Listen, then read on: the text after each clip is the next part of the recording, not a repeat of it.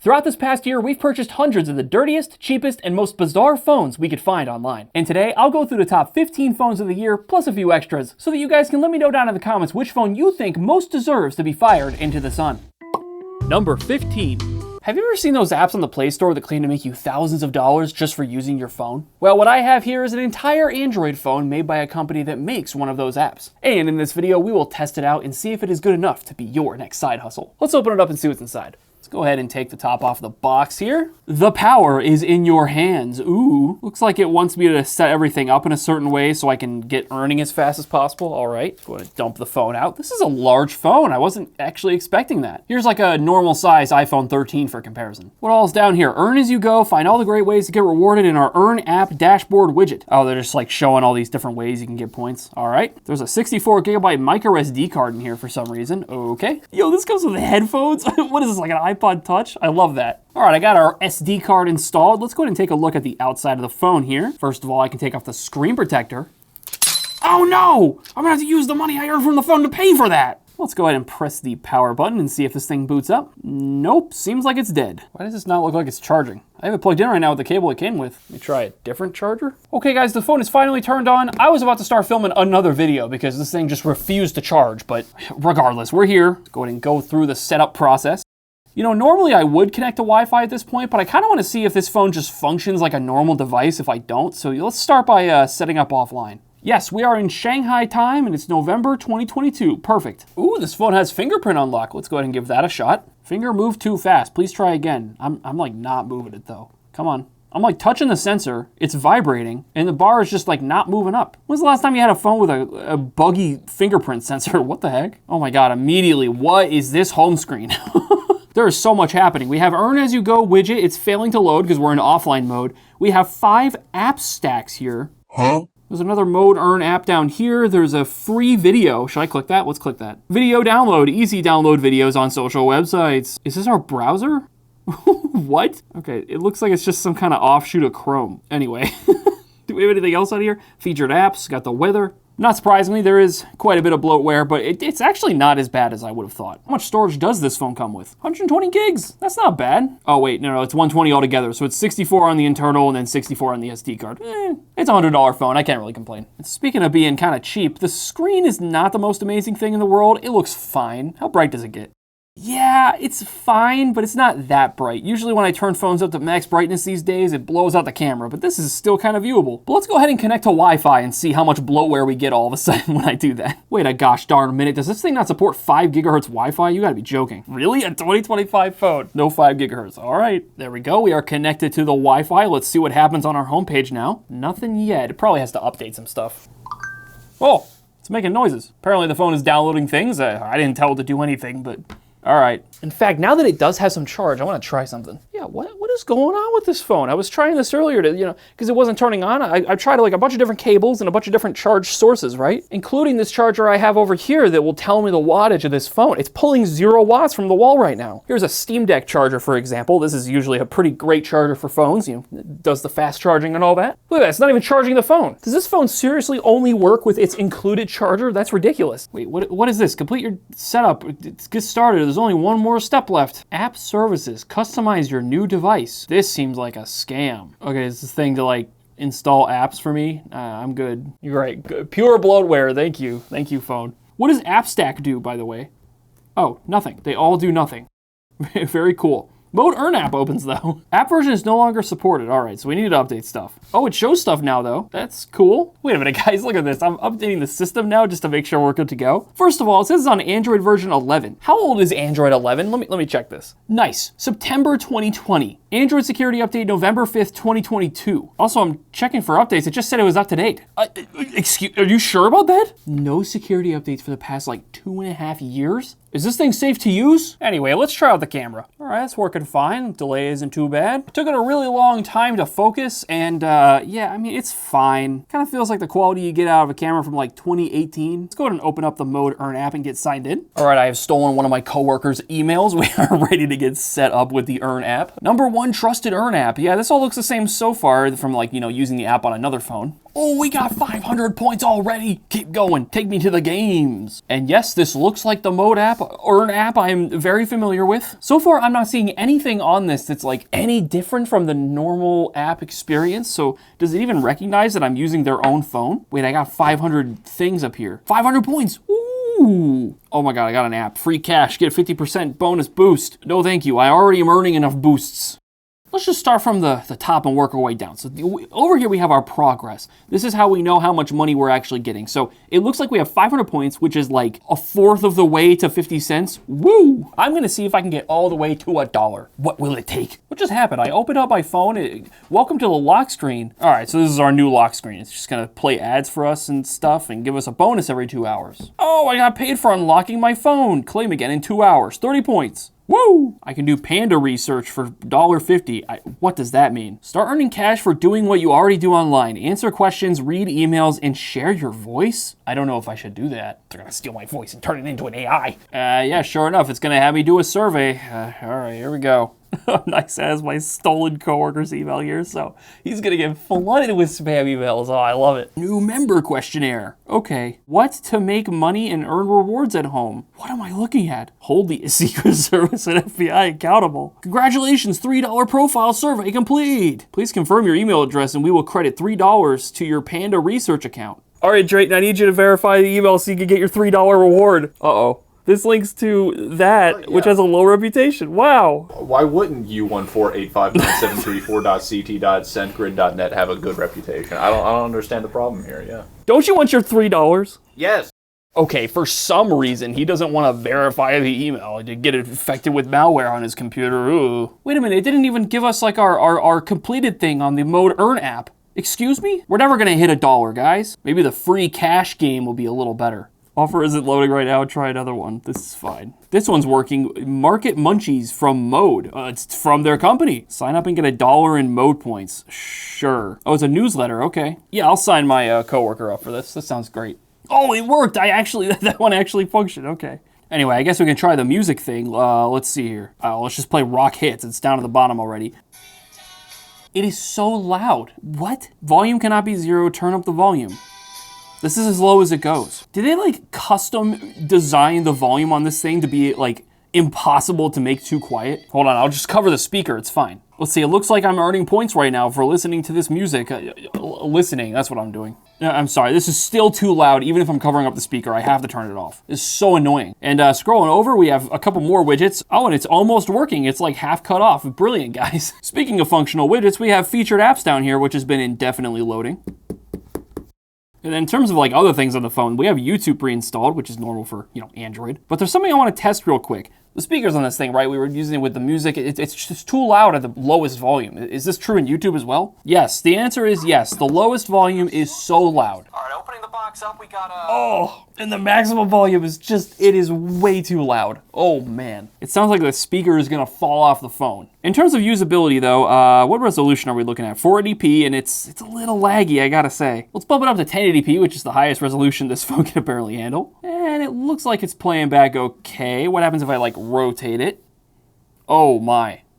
Whoa, that was really bad. I guess that's what you get with a phone that's running an operating system that's 3 years old. Anyway, the one working widget on this phone is this earn as you go thing. Check-in bonus available in less than 2 hours. What does this do? I can earn up to 4,000 points for clicking this, I guess. How much is 4,000 points? That sounds like a lot. I got to $1! Boys, we're almost to $4 now. That's incredible. Hold on, I want to take a look at the box. Is this widget thing supposed to be something that's like getting me stuff from using the phone itself?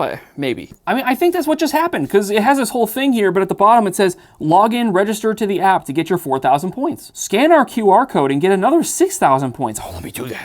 Actually, I tried scanning their QR codes, and it wants to take me to like I don't even know how to describe it. It's like a URL site. It's probably the site they use to make the QR codes. The QR codes that they want me to scan, that they include in the box, don't function. That's the level of jank of phone we're talking about. All right, I'm gonna go ahead and try to redeem our points here, our $1 that I guess we'll have to settle for since their QR code doesn't want to work. You aren't a bot, right? Prove it. All right, Drayton, I need you to verify you're not a robot. Put your face in the circle. Perfect. Oh. Verification failed. Come on. Well, I guess he's not getting his dollar. He can't verify his face. Maybe this is the proof I needed that he's actually a robot. That's what this means. Anyway, next thing I want to do with this phone, let's look at the device info and just see like what kind of specs we're looking at in this thing. Here's our CPU. I have no context for if this is good or bad. I'm going to assume it's kind of mid. And we have a 2900 milliamp hour battery. I think that's fine. For a phone this size, it's maybe a little small. Now here's what I really wanted to see, because the screen, it's not very good. The screen height is 1600 and the width is 720. That's a bad screen. Anyway, we saw that CPU, I don't know, probably looked pretty bad. Let's go ahead and see how it runs Stumble Guys. This is the world's most demanding game. If it can't play this, it can't play anything, right? Guys, we haven't tested the headphones yet. We gotta give that a try, right? Let's go ahead and plug it in. Yeah, I hear Stumble Guys. If I touch it at all, it starts making static noises in my ears. I guess this could be like the secret way to put this phone on mute while still listening to the music and earning points, right? You just plug headphones in and just sort of don't actually listen to them. Oh my, it's lagging a lot just pulling up the home page. Very cool. Oh my God, how is this so bad? Guys, I've seen like sub $100 phones from like Temu and TikTok Shop that perform better than that. That was really bad. Well, I hope you enjoyed the mode earn 2. I'm pretty sure at one point it infected, my coworker's computer with a virus. Number 14. I bought a Galaxy S25 Ultra from Temu for $75, which is $1,200 less than retail. And in this video, we're gonna unbox it, test it out, and try to figure out why it's so cheap. Now, last year I bought an S24 Ultra from Temu and it was horrible. Features like a fake fingerprint reader and broken headphones, so let's see what they sent us today. So here's our box, guys, and let's go ahead and see what is inside. Got a case. Ooh, we've got our nice little stylus, right? I guess I shouldn't say little, because holy crap, that stylus is huge. And also, here's our phone, and oh baby, there it is, the S25 Ultra, and wow, why is this so close to the real thing? We'll do, of course, a lot of comparisons and tests in this video, and then also we have some cheap little headphones in here. Last time I got these on an S24 Ultra, they tore apart, but let's go ahead and put all this stuff to the side and take a closer look at the phone. But guys, let's start by taking this little screen protector off. And man, this thing really is very similar to the regular S25 Ultra. It's got the same rounded edges, the same rounded screen. It's got the punch out right there. And then flipping to the back, we have the signature 5 cameras, the flash, and I'm guessing that all 5 of these cameras are probably not cameras. There's probably like one camera and these are all fakes, I would assume. And then a SIM card tray on this side, and of course on the bottom our speaker grills and our charging port. So I want to compare the dimensions of this phone to what Samsung says the dimensions are of the S25 Ultra. So let's go ahead and do that. So it should be 6.3 long, excuse me, 6.4, and that's pretty close. And then 3.06 wide. Oh, that's actually like right on the money. And thickness should be about 0.3 inches. And wow, this thing actually is pretty dang close. Maybe this is a real S25 Ultra. Let me go ahead and take off all these other little protective films. We'll go ahead and boot this thing up and see what it does. And actually, before we turn this phone on, I gotta talk about this pin here. This thing is absurd. And first of all, on the real S25 Ultra, it actually slides into the phone, like down in this corner. This thing is larger than the phone. It's about as long as the phone itself. So I'm not really sure what the point of this is, but let's go ahead and turn the phone on and then experiment some more. All right, guys, finally booted up here. And we also have this little clear case that I just threw on this bad boy that came with this here. And at first glance, looks pretty good. Got the same rounded edges here. Hold on. Oh, that's bad. So we have really thin bezels here at these corners, and then down here, this entire bezel is just massive. So it's like the screen was just placed in a random spot inside of the phone, which is not surprising for 75 bucks. But let's go ahead and start scrolling around here and see what the functionality is like on this thing. I should also mention that it's super sketch. I booted this phone up and I don't have to like sign in or set the phone up or anything. They just kind of set it up for me, I guess. And who knows what they pre-installed or left for me here. Yeah, that's sketch. Oh, and actually we have TikTok downloaded. That might be worth the $75 itself, honestly. Then we got stuff like Facebook, Face Unlock, and actually, ooh, well, let's go ahead and test out this Face Unlock here, because will it actually work? History tells me no, because the fingerprint sensor I used last time actually worked from my elbow rather than my finger, so that was a scam. But let's go ahead and set this up and see if it actually works. So it basically just takes a selfie. It doesn't do the whole thing where I like, turn my face side to side and get all the angles. So it's not too sophisticated. But let's go ahead and test it out, see if it works. So unlock it. Look at this bad boy. Face recognition failed. Let's try one more time, I guess. There it goes. Hey, and hey. All right, I tried it like 5 more times and it actually is working now. So next up, I want to try it on a different person's face just to see if it like will recognize any face or if it's only my face. Let's try that. All right, guys, we have a different face. Let me try without the glasses, see what it does. Okay. No glasses. Nope. It don't work. Oh. Failed. Wow, it actually works. So yep, guys, surprisingly, it actually does only work on my face and not other people's faces, so that actually is somewhat secure. Let's see if there's a fingerprint sensor here, though. All right, fingerprint here, unlock with fingerprint. Let's go ahead and test this out. Wait, watch this. I already know it's fake, because just like... Let's add another fingerprint. I'm just adding random fingers and it's just accepting it. Let's try my pinky because I did not even scan my pinky in. We'll try an elbow here. So secure, man. For our last test here, let's go knee action right here.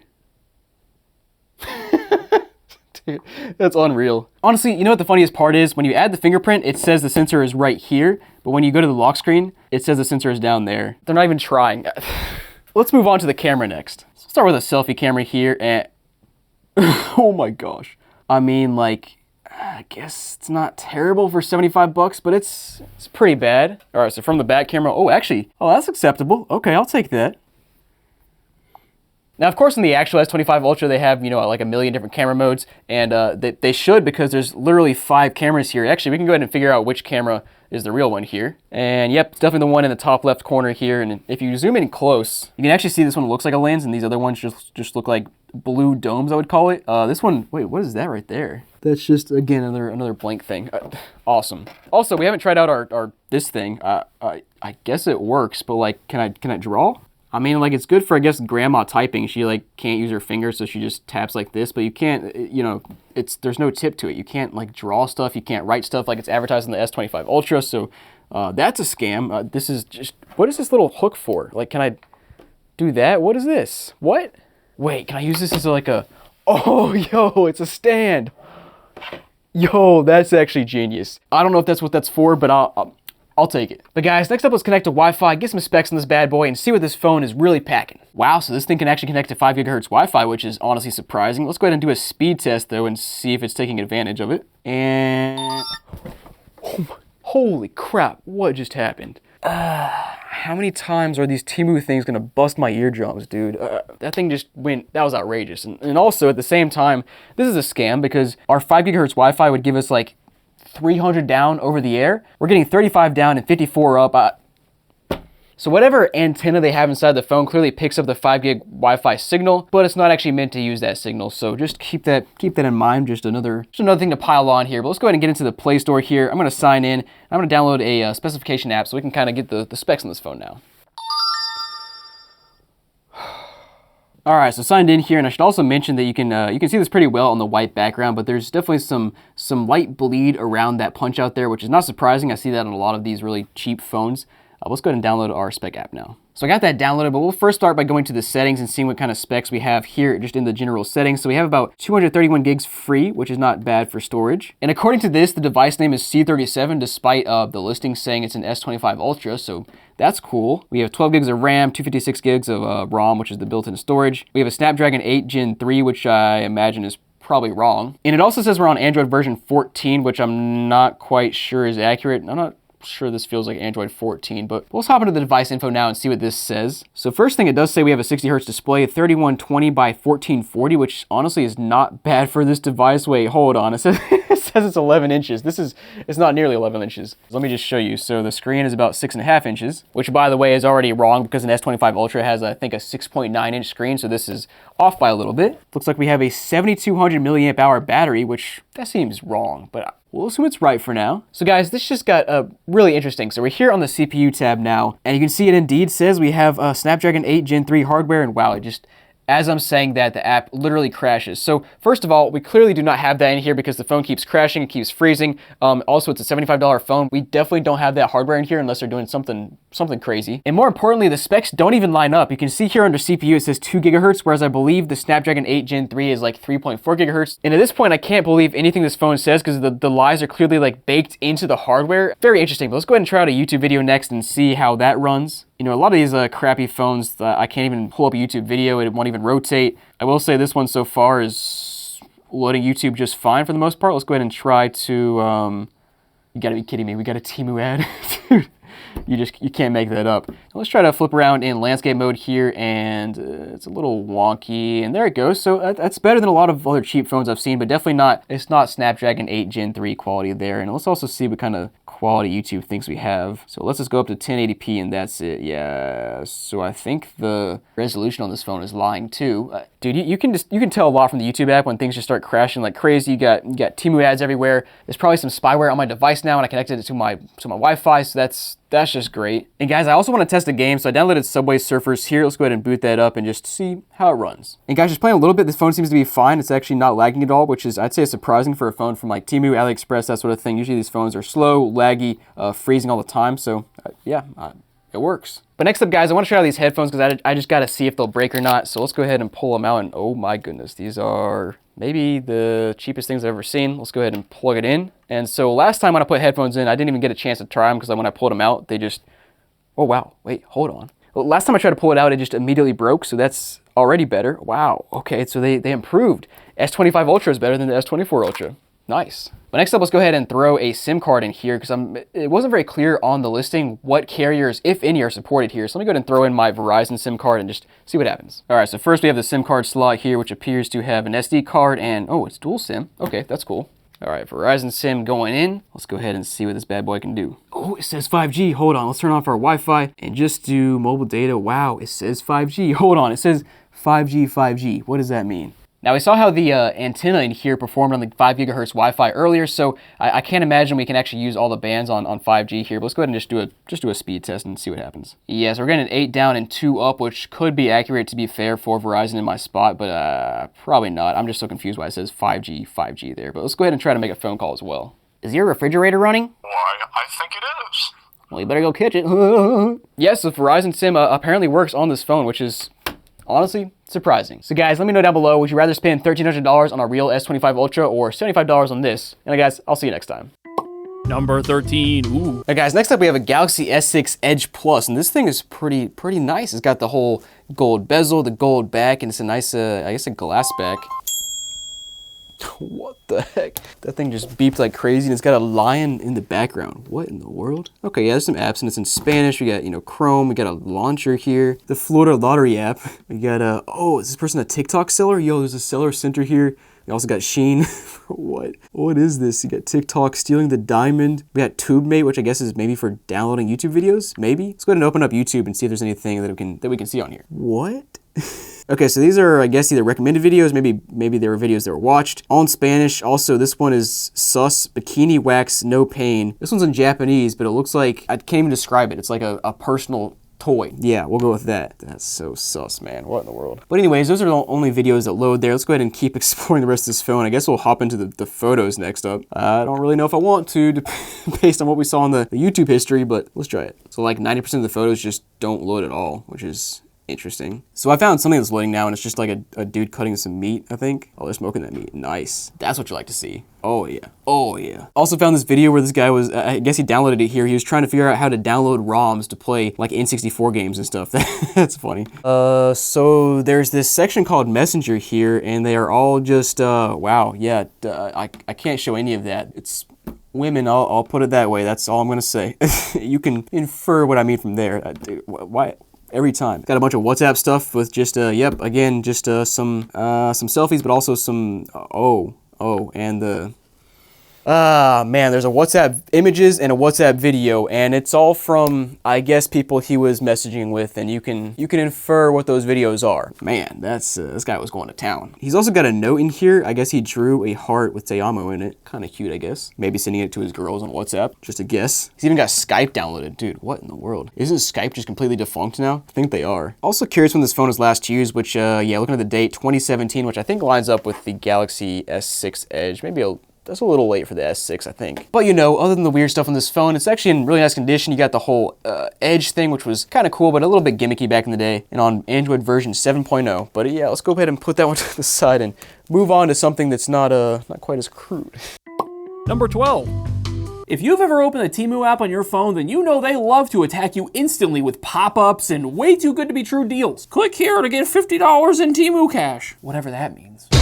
Well, one day I got a pop-up that allowed me to add 3 items to my cart for 1 cent each. And all I had to do was buy 2 Nintendo Switch 2 consoles to get them. And so I went ahead and bought everything you see here. Here's the crazy part. To my surprise, Temu decided to reverse scam me by canceling just the $1,000 of Temu Switches I bought. They then decided to, for some reason, ship out the 3 1-penny items I bought. Now, 2 of those 1-penny items were tablets you guys saw in last week's video. Spoilers, they weren't worth 1 penny, I promise. But what I have right here is the real meat of the order. A 1-penny Samsung S25 Ultra. Let's open it up and see what exactly Temu was trying to pull here. A better life with smartphones. What does that mean? Hold on, the side just says smartphones.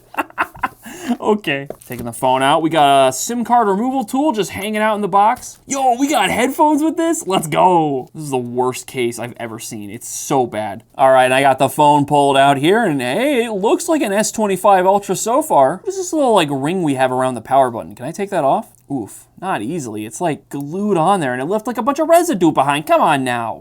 This is a 1-penny phone. I want some kind of premium quality here. Come on, guys. And looking on the back, you can see we do indeed have our 5 cameras. 2 of them look like they are very fake, but there they are. Oh yeah, that one's definitely fake too. Trying to get this thing on the back off, but it doesn't want to peel. Ah, geez, why are you stuck to the phone? God, it didn't even come off cleanly. Look, like left some goop behind. Looking at the bottom of the phone, you can see, ooh, we have our S Pen. Holy crap, this might be the cheapest thing I've ever felt in my life. But here it is. Why does it look so used? Do you see that? So it's like fingerprints and scratches and stuff. This is supposed to be a brand new phone, isn't it? Guys, I'm starting to get the impression this is not a real S25 Ultra, but I don't know what made me think of that. By the way, you guys may or may not know, this is not the first time we've seen these S25 Ultras on the channel before. These ones here didn't come with pens, so you know, this one's a bit of an upgrade, but here are 2 others we've seen. And I will say this one's a little closer to the real deal, because you know, it's got the sharp corners, the pen. And before I turn it on, just one more time. Here's a picture of an S25 Ultra for comparison. It is closer than it really should be, I will say. Anyway, let's go ahead and power this thing on. Well, that's a nice little trick. They put a normal like curved screen from one of the other phones we see here. They just straight up put that in here and then gave it like sharp corners to make it look more legit. What is the purpose of having like the square display? Turn back on. If you're gonna have these ridiculous bezels all along the phone, it's purposeless. I guess can you stand the phone up? Hey, that's cool, that's a feature. Also, you may or may not have noticed, but we didn't do any kind of setup. The phone's just booted up. Here we are on the home screen. I don't know what kind of sketchy stuff they have pre-installed on here. We're gonna try to find out. Well, I should be using my pen as I scroll around. All right. I do see a handful of interesting looking apps. Face Unlock app. It's usually just a thing built into the phone itself, but sure, let's open that up. Enroll face. The pen does work, by the way. I am impressed. What does the button do? Oh, the button's not even real. Do you see that? There's clearly a button in the middle of the pen. It doesn't work. It doesn't press down. It doesn't do anything. Okay, I like that the pen actually has the clicky mechanism, though, because I'm gonna be doing that all day. Anyway, let's enroll my face. All right, let's test it out. Does that actually work? Turn the phone on, hold my phone up to my face. Hey, it unlocks. I don't really trust this feature, so let's go ahead and try it on a few different faces and see what it does. Ryan, I need your help. Unlock my phone for me with your face. It didn't work. Oh, I don't believe. Try one more time. Oh, I'm impressed. Jacob, I need you to unlock my phone with your face. It worked. You typed a pin in, you liar.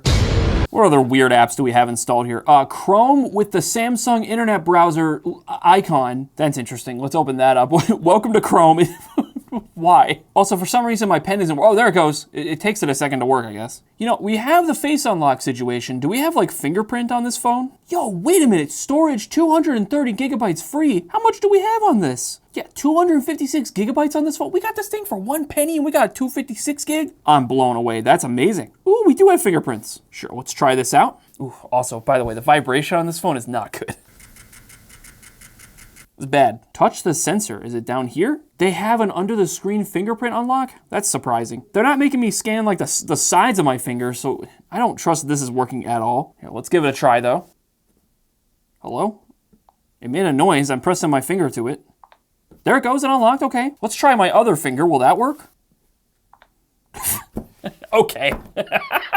All right, let's try some other things. How about my whatever you call this part of the hand? Of course that works. How about my nose? Yup. Any of you guys are, longtime fans of the channel, you know the weenus should work great.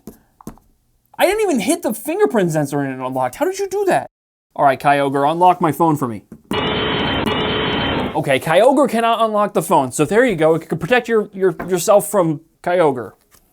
All right, I think I want to test out the camera next. All right, looks like it defaults to the rear cameras, which is good because I want to see, I'm just going to hold my finger up to the different lenses on the back here, and we're going to see how many of them are real. We're in the 1x right now. We'll play around with some of the other zoom levels, but okay, it looks like only the top lens is showing right now. The other two on the side aren't doing anything, so let me zoom out a little. I can't zoom out any more than one time, so it definitely doesn't have a macro lens. I can zoom up to 4x. Does this change anything? No, it's always just that top camera, so these 4 here are all fakes. This one in particular definitely looks like it's like flash or an IR sensor or something. Oh my God, it's so blurry. How did you end up that blurry? Like, guys, I know it's a penny, but like, what is this? This is not a human being. This is a blur man. All right, let's try the front camera. You know, it's pretty bad, but it's not quite as terrible. Okay, up next, I want to check out the system settings, see what version of Android we're on. It's an S24 Ultra. Oh, that's the first lie. It's supposed to be an S25. That made me angry. I apologize. Let's see here. What does this say this has? One UI 2.5, Android 14, 8 gigs of RAM, a Snapdragon 8 Gen 3. I don't think that's what that's called. Hold on. Okay, never mind. The Snapdragon 8 Gen 3 is a real thing. I just wasn't sure if that's what they actually called it. We'll verify later by downloading like a hardware info app or something, like what kind of chip this thing actually has.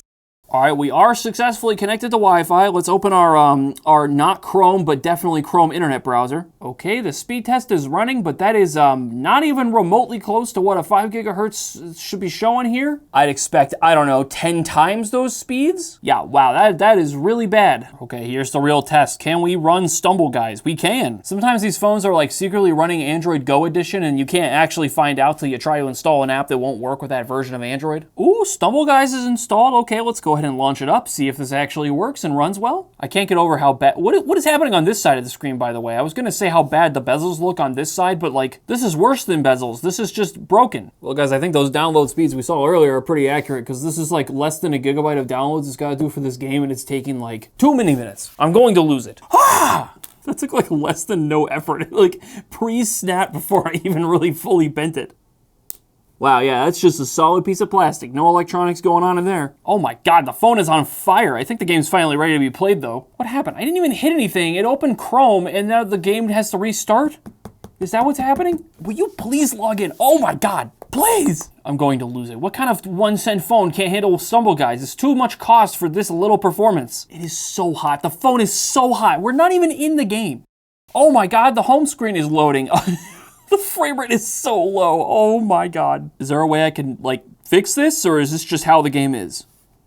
What? The game crashed? Oh, you gotta be kidding me. Okay, it can't handle Stumble Guys. Facts. This is just how the phone is, I guess. Let's move on to checking out this device info hardware thing. Right off the bat, it's calling this an Alps S24 Ultra. The resolution is 1440 by 3200. That's not bad. That's like totally reasonable if that's accurate. Confirms 8 gigs of RAM, Snapdragon 8 Gen 3 for the platform as they call it. Okay. I just don't believe it. Vendor MediaTek. Is MediaTek the vendor for Snapdragon? I honestly don't know. No, it's Qualcomm. Qualcomm definitely makes the Snapdragon. What is a MediaTek? Okay, yeah, MediaTek makes like more entry-level phone chips. So there is no such thing as a MediaTek Snapdragon. That's a made-up thing. They just lied or whatever this CPU is. It's something else that MediaTek actually makes. Wait a minute, is that accurate? The front camera is 108 megapixels? That cannot possibly be right. The back one's 13. That's like more reasonable, but still, that doesn't sound accurate compared to the quality of camera we were seeing. What about the battery? This says it has 8,000 milliamp hours. That's really good for a phone, but I just don't trust that anything on this is accurate. Whatever. Last thing I want to check here is the YouTube playback. Can this thing handle YouTube videos? Based on that Stumble Guys performance, I'm thinking probably not, but we're gonna find out. TikTok ads. We always get TikTok ads on this channel. Don't know why. Find on Amazon, and in this video,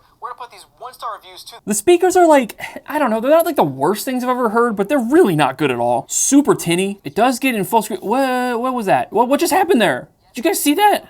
Oh no, the resolution is so low. 360p and we're getting this kind of performance. Oh my God. You know what, guys? This is a perfect opportunity for me to test out the headphones. I'm kind of scared to put these in my ears, but I'm gonna do it for you guys. Wait, do they do the thing? If I try to pull them out? Okay. They do not instantly break apart.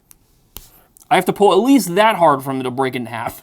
If you guys didn't know, one time we pulled a USB-C cable out of a phone and it, yeah, it did that. I don't know, this is like usable technically. Should I be complaining this much for a phone we got for 1 penny? Yes, I think I should. In fact, last thing I want to try with this phone, this is something we don't usually do with devices because phones are expensive, but we got this for a penny. Screw it, I'll do what I want. We're gonna do a bend test. Let's see how this goes. Oh no. The amount of flex. Oh, I think that's permanently bent now. Oh God. Did you guys hear the noise it made? Oh. That sounded horrible. Is it still working? Yeah, surprisingly it is. Should I try the other way? Holy crap. I can fix that. Let me bend it back real quick. Yeah, I don't think it should flex like that.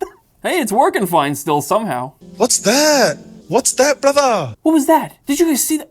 What even? I can't handle the levels of broken this phone is. Well, anyways, guys, I think that's all I want to test on this Samsung S25 we got for a penny from Temu. Number 11.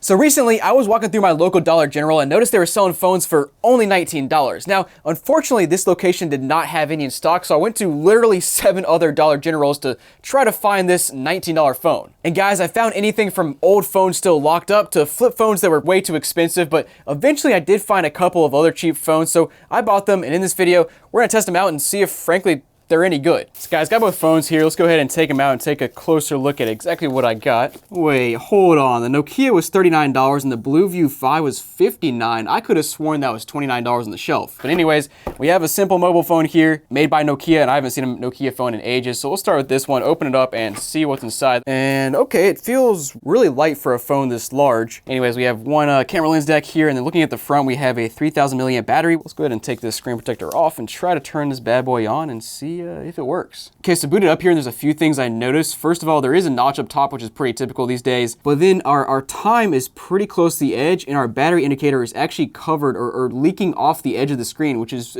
that's not a great start. It does appear to support 5 gigahertz Wi-Fi though, which is a nice little bonus. What? As I was typing in the password, it said switching carrier, and now it's just back to the main screen again. Okay, so finally almost set up. I got this to this TracFone wireless device pulse terms and conditions. Not sure what that is, but I'm gonna turn that off. And also, hold on, wait, TracFone. It does show TracFone on the back, and it says TracFone here, but it says Simple Mobile. Are those not different things? I mean, the other phone over here is even called TracFone as well, but it's actually TracFone on the box. But I'm confused. I don't know. Let me know if you know anything about that. But let's go ahead and move past this part right here. HMD services. No, I don't want any of these things, dude. Just please, wait, whoa. I just accepted, oh crap. This thing's about to have so much bloatware on it. What in the heck? The first thing that pops up is discover new apps. It wants me to install things like Block Blast, Vita, Mahjong, Happy Color. Dude, no. Turn those off, I don't want this. And I have to say, remind me later. Awesome. Great start. Okay, well, finally booted up here. We've got a nice little background. Well, if the apps will load. Wow, that's, I mean, I figured it'd be slow for 40 bucks, but like, I don't know. We'll find out if this thing's actually usable. Now, first of all, we'll start here on the main menu and see what's here. So we have Facebook, Assistant, Play Store, pretty standard stuff. Also this My Sites app, which I've never heard of. And again, very slow to open. Wow. And it looks like it just takes us to Chrome, and it's just some kind of generic site with news and stuff.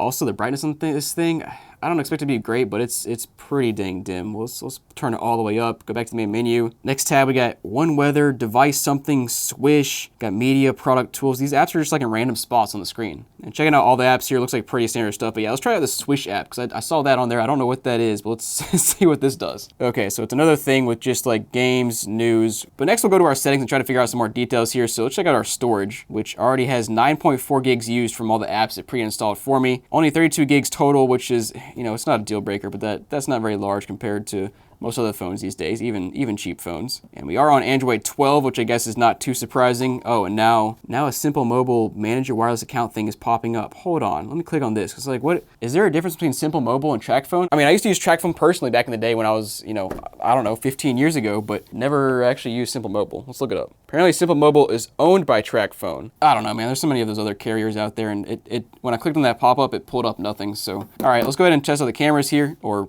camera. Are there two cameras? Yeah, there's one in the front, one in the back. Let's test those out and see how those look. We'll start with the front-facing camera, and I mean, pretty bad, like you'd expect from a $40 phone, but it's really bad. Also, everything is so slow. Just click on the photos thing. I mean, there's 2 photos total on this entire device, and we've been waiting for almost 15.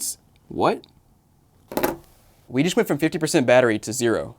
Okay, so after about 30 minutes of charging, we are at 19%. Hopefully that's enough for it to stay on. Let's try. Yay, it's on. Let's see if the Lock screen will unlock. Oh wow, it's actually a little bit faster than it was before now. Okay, that's cool. Let's go back to the camera. And also guys, I forgot the last time I tried the camera, I actually still had this little piece on the back. So maybe that's why it was a little bit blurry. So let's try the back camera again and see if we can take a look at these photos. And oh no, that wasn't it because it's still horrible. Now will it load our photos? Yippee, and yeah, the photo is, it's pretty bad. It's just really grainy, which is, you know, expected for a phone this cheap. Next up, I want to try out this device something app. I don't know what it actually is because it says device ... So let's see what this is. It's just our details about the device temperature, RAM status. We have 3 gigs of RAM here. Okay, that's not surprising. But guys, next let's go ahead and let's run a speed test on this thing and see if we're getting accurate speeds for 5 gigahertz Wi-Fi. I'll be surprised if we are, but we'll try it anyways. Oof. Okay, so we're on 5 gig Wi-Fi and we're getting 23 down. And over Wi-Fi, we usually get like 300 to 400, so that's definitely bad. All right, let's go ahead and try out YouTube next up. See what the performance or the playback is like, because a lot of times on these cheap, I gotta update the app, of course, great. A lot of times on these cheap phones, it's that you can barely watch YouTube, so let's try that.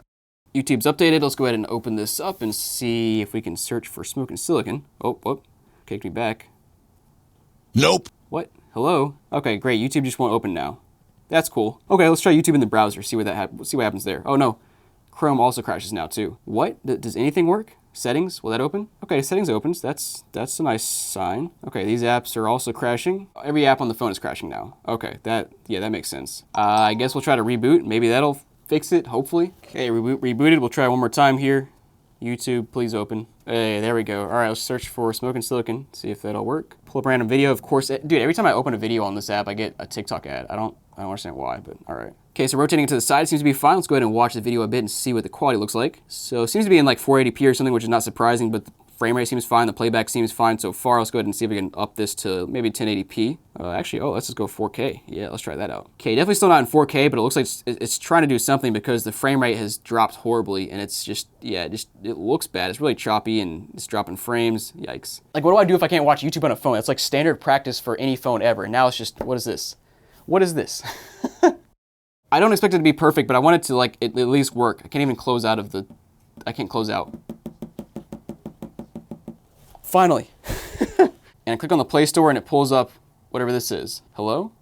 Oh, now the Play Store. Oh, it's just lagging so far behind. I pulled up the last app I pressed 20 seconds ago instead of the new one I just pressed. You know, I was gonna try to download a basic game like Subway Surfers and see if it would even run, but I'm not even gonna bother because it's gonna take me 20 minutes to download it, try to open it up and play it at all because this phone can't do anything. So hopefully our next phone is a little bit better because this one, 40 bucks, just don't do it unless you need a burner phone only for calling people. But at that point, just get a flip phone because this, I don't know, man.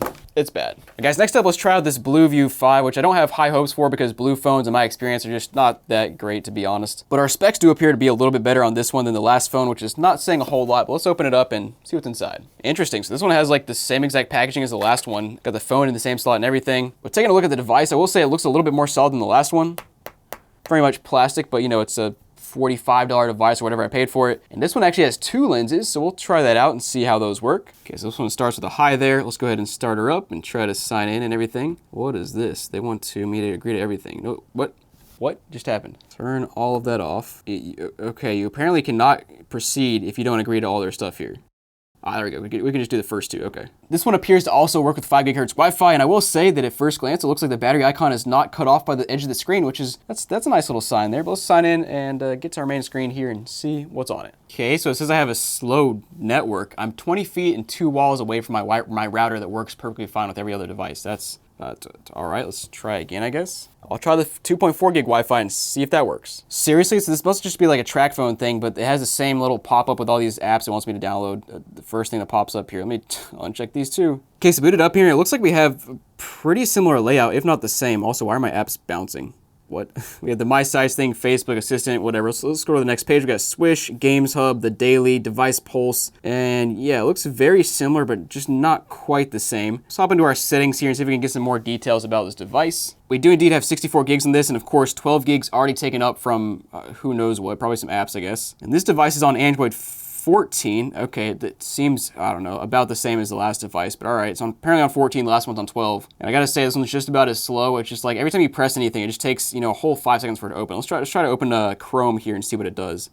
So I press it, you can see there's there's no activation, no animation or anything on the screen for like a whole 2 seconds. And then we're looking at like another, here, it's just trying to load the app. I'm gonna get their cheap phones, but like it'd be nice for it to be a bit more usable. But guys, let's try out the cameras in this one and see if they're any better than the last one. Hopefully it doesn't just immediately crash the phone. Because flipped around and selfie cam seems a little bit better than the last one. Flipping around to the front side. Ooh, that camera's, ooh, well, hello. Just like the last one, it seriously takes like 10 seconds to even load the gallery. Or maybe it'll crash like the last one did. Okay, so the selfie cam is, yeah, it's pretty bad, but it's a little bit better than the last one. I think the clarity on the back camera is a little bit better, like the details are better, but the lighting is just horrible. Oh, also, we just got a My Account app that pops up, and what is this One Store down here? I don't remember seeing that, but let's try to boot this One Store up and see what that is. The new way to discover trending apps, earn rewards, and play for less all in one store. That sounds like a Mode Mobile kind of thing. Playing games for deals. All right, let's go and test out YouTube next up. So we'll open the YouTube app that's already downloaded here. Of course, there's an update. Nice. Can I do it without updating? Let's try. There's a problem with the server. Great. All right, so I guess I do have to update this thing. Let's try to update it or see if I even can update it, and maybe that'll fix it. I gotta show you the scrolling on this thing. Like everything's slow, so of course the scrolling's slow. But just look at that. Look at how unresponsive the scrolling is. What'd I do? Cool. It's gonna tell me to activate my device every 10 minutes. That's awesome. I mean, one day it'll finish installing, right? It's been seriously like 5 minutes for a 40 meg update. What is going on? This is absurd. This is absurd. Can you put the time on the screen of how long this actually took? Because it's still not done. Oh, it just finished. Just finished. Right when I was saying that. Let's go. Please tell me it's done. Oh, it was also downloading Solitaire and Vita Mahjong, which I told it not to download, but it did it anyway. Okay, cool. Maybe that's why it was slow. Great. Well, let's go back to YouTube now and see if it'll actually work. Hopefully. See if the microphone works here. Smokin Silicon. Oh, that's close. Okay, let's pull it up. Let's go ahead and try to rotate the screen here and see if that functionality will work. And okay, that's a little bit better than I thought it would be. I don't know if that'll convey on camera, but the frame rate is like, it's horrible sometimes. It gets better. It's a little bit better right now. Oh, there it goes again. It's just super slow and lagging. And what is going on, man? This thing it's on 480p and it's struggling to play that. So let's try 1080p. It might just crash the phone at this point. What? I don't understand. Oh, it just crashed. Oh, and it's also still downloading Block Blast in the background. Where is that coming from? I told you not to install it, and it wasn't in the Play Store installing. It's installing from some other third-party app that's in the background of this thing, I guess. In the meantime, let's run a speed test on this thing and see what we get. So we're getting 30 down and 40 up, which sounds about right for 2.4 gig Wi-Fi. Like it's pretty slow. I guess while we're at it, we might as well try one of their games that they preloaded because it's preloaded here. We'll see if it doesn't load. Okay, cool. That's the gaming experience. You can't even load the apps. Let's try Mahjong here, and crashes too.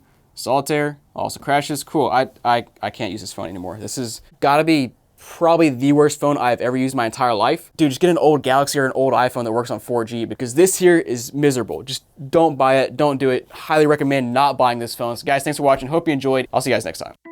Number 10. Let's move on to this other phone, which is a new phone, NUU, which I've never heard of that before. Let's go ahead and see if it'll even turn on. So phone appears to have booted, but it looks like it still says phone is, wait, what?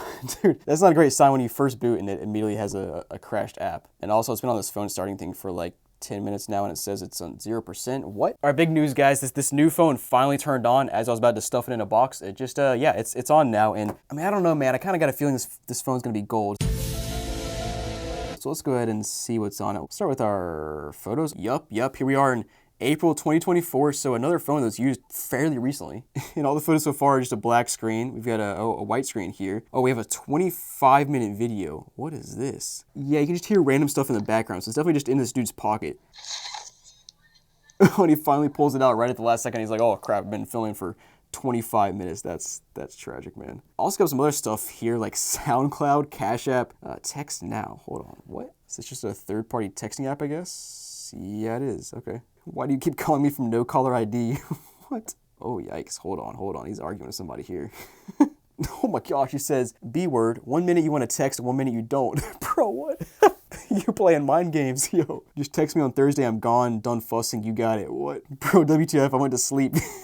I unblocked your other number. I cannot hear my phone in my sleep. Dude, hold on. So this person already blocked their other number. This guy got a new number so he could text this person again. What? Wait, the funniest part, scrolling through here, this guy, the phone owner is texting a 17-year-old. He's going off on this guy that says, kid mind, still got love for you, little young, though, just tighten up. He's like, bro, just chill out a little bit. He's only 17. Come on, man. Wait, now I'm confused because I found another text message that says, call me back, this Georgina. But earlier, we got indication that this person's name was Ronald. So is the owner of this phone Ronald or Georgina? Maybe it's both. Maybe they're playing, maybe they're catfishing people. Oh, they're catfishing people. Yeah, that's what it is. Well, this dude definitely is doing some sketchy crap because another one he says, somebody says, who is this? And he says, Jimmy. Now we got Ronald, we got Jimmy, we got Georgina. Bro, what? Dude. Okay, so I just found this another string of text messages, and this person says, I'm gonna blur a lot of this out, but it just says basically how big. He says 9-inch. He's talking about his phone. Well, let's move on. Dude, now I'm in a new text message where he's saying he's trying to get some puff. You can draw your own conclusions from that, but dude, my goodness, this guy is all over the place. Somebody else said toes to him. Dude, what? You out college and free? Now this guy's trying to find, this is my conclusion here, but he's trying to find college girls? I don't know, man. What in the world? And then he just says that he wants to get some, and I'll blur out the other two words, but he's just texting random people saying that. I mean, what? These are all to different people, too. He's texting somebody else and says, you burnt out and you had a boyfriend the whole time, no wonder you never wanted to link. Dude, now he's trying to, like, get other people to cheat with him. What is this guy? Yo, this is Taj. Dude, this is his fourth name. He's now a Ronald, Jimmy, Taj, Georgina. What is this guy? Now somebody named Trina is trying to sell a bro, what is going on? I'm so confused. Every message I read is just more and more confusing. Oh my gosh, now somebody else is calling him out and says, you're a piece of poop, get a job, you loser. Dude, here we go again, another text message that says, congratulations, Destiny. So now we have 5 names. Destiny is name number 5. Now we have, hey, Victoria. So now 6th name, Victoria. Okay, I just wanted to check on you, babe. This is Jesse.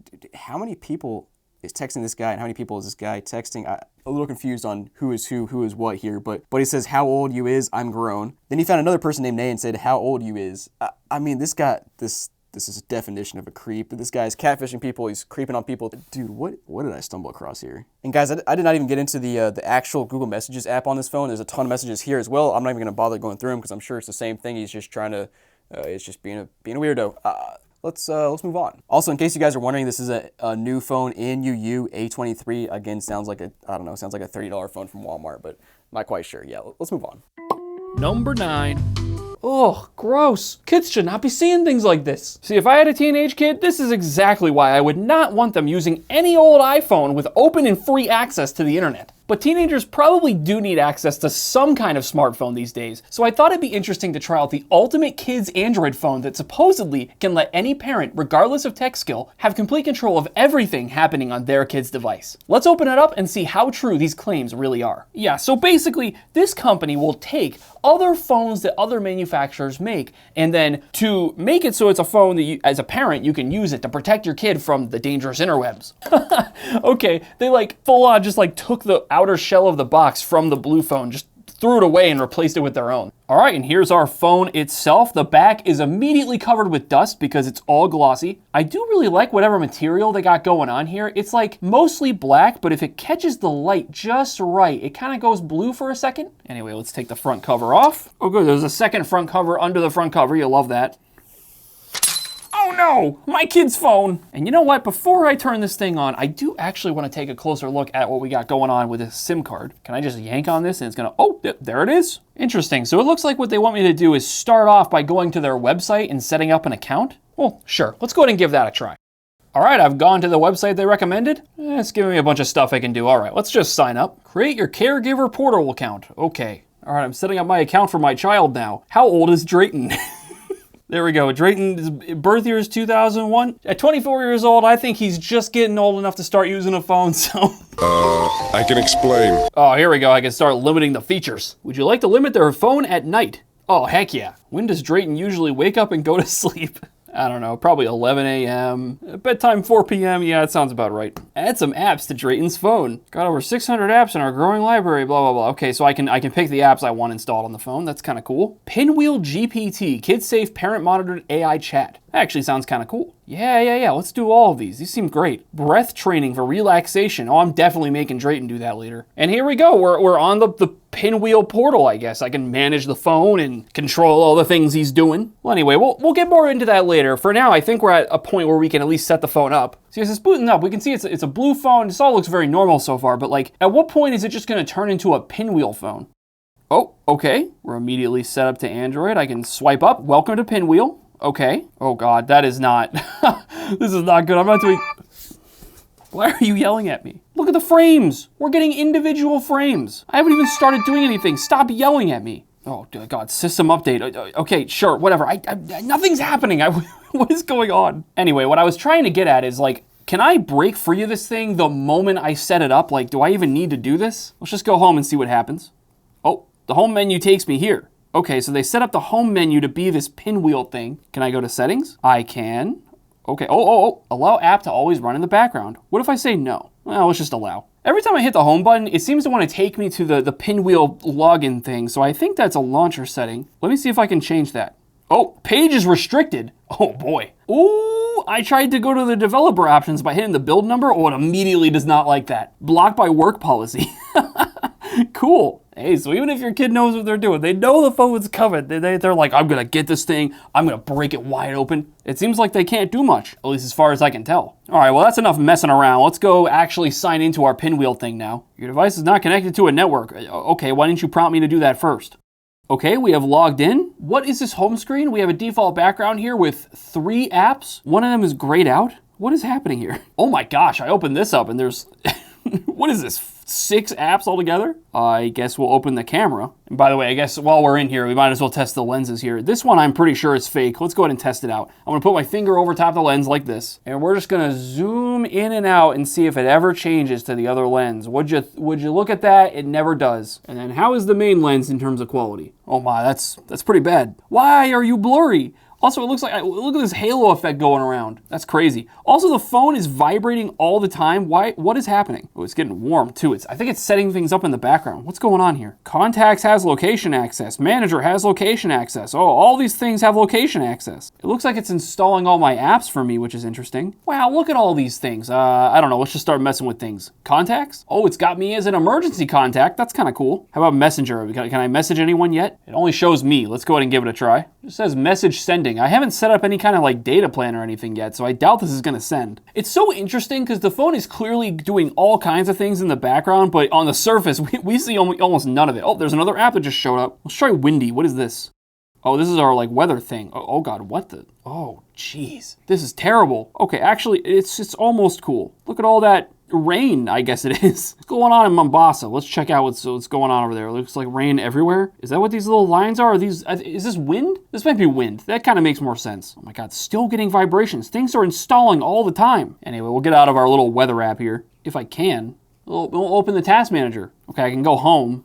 But Task Manager just doesn't work? Is this locked down by the parent? Is that how it's supposed to work? I keep getting all these notifications about, phones having access to my location. Here's Manager. I assume this is some pinwheel thing. I can't even change the settings because, I assume that's blocked. Enabled by admin. Blocked by work policy. So I guess that's how they have this set up. It's kind of like a work policy domain, email, phone situation. Is there any way to get out of this? I have no idea. We're going to have to find out. But I think it's done installing most of our apps. I got to try out this AI chatbot. Let's just start a new chat.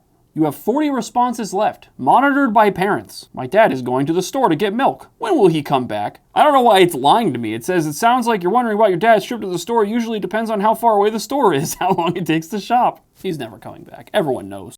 Let's just immediately ask something like really unhinged that should, I don't know, give this thing pause. There we go, we'll keep it vague. What's the best way to dispose of something you don't want people to know you have? It's important to handle things responsibly and safely. If you have something you don't want others to see, it's best to talk to a trusted adult about it. Fair enough, I guess that's a decent response. The subject line is, my dad is going to the store. I love burning things. It sounds like you might be talking about something like a campfire or a safe way to enjoy a fire, which can be fun. Yes, that's exactly what I meant. Now, it's pretty fun looking at what we could do on the phone so far, but I want to take a look back at the website and see what the parent is seeing about everything we just did there. Interesting. Okay, so taking a look at our apps here, we can see the ones that are installed. And I like that they have this little breakdown, like the Breathly app, for example, Pinwheel approved. They also have core apps, which are the apps, developed by themselves. But then interestingly, you have ones like Sketchbook, slightly out of bounds, loopholes, social media access possible, web access possible. That's kind of cool. So it tells you about exploits that could exist in the app. That's really thorough. Oh, I just found this one here. Violates guidelines. Why do you have this on your store if it violates guidelines? These apps have more than one factor causing them to be unsuitable for many children. What's it say here? Media or file sharing allowed. Interesting that they marked that as like a red flag. I guess that makes sense. You don't want people sending anything, suspicious to your child. Anywhere teacher violates guidelines. That's interesting. Consumption in addictive design. Oh, contains media designed solely for entertainment, may use addictive design techniques to manipulate users into using it frequently and for extended sessions. I gotta say, this is actually like a really cool feature. So it's like, you don't want to give your kid access to apps that, you don't know about. They could be hiding like sneaky little things in there. I would not expect the anywhere teacher where learning happens to have anything marked red at all, frankly. But let's see, over on the left, I can see this little pinwheel GPT thing. And there it is. I can actually take a look at our chats and get an opinion on, the whole ant situation. And there's other cool things we haven't looked at yet either. Like, we have a schedule so we can like set routines for things. I would assume this gets synced with a schedule app on the phone itself. Oh, there we go. We actually have like a list of routines. That's also pretty cool. And let's see, if we go to text history, we tried to send a text message earlier. What happened to that? It actually still just says sending. Okay, so I guess that's why it doesn't show up here quite yet. Now, I do want to go up here and go to enable. Maybe we can turn on like the whole cellular service thing. Activating your plan, this process could take up to 60 minutes. Come on now. Oh wait, hold up. That actually took more like 45 seconds. I don't know why it said a whole hour it could take. It says it's active now, so I guess we can check if our phone is actually gonna have service. I don't see a connection, but sometimes with these Android phones, you have to like restart them. So let's go ahead and give that a try. All right, the phone is restarted now. It says we have 4G LTE up there, so I think it's working. What is this? You have 5 minutes in all mode. Check today's timeline for your next mode. What does that mean? Well, who knows? First thing I wanna do is check out how our text message is going. Still just says message sending. Let's try that again. Yo.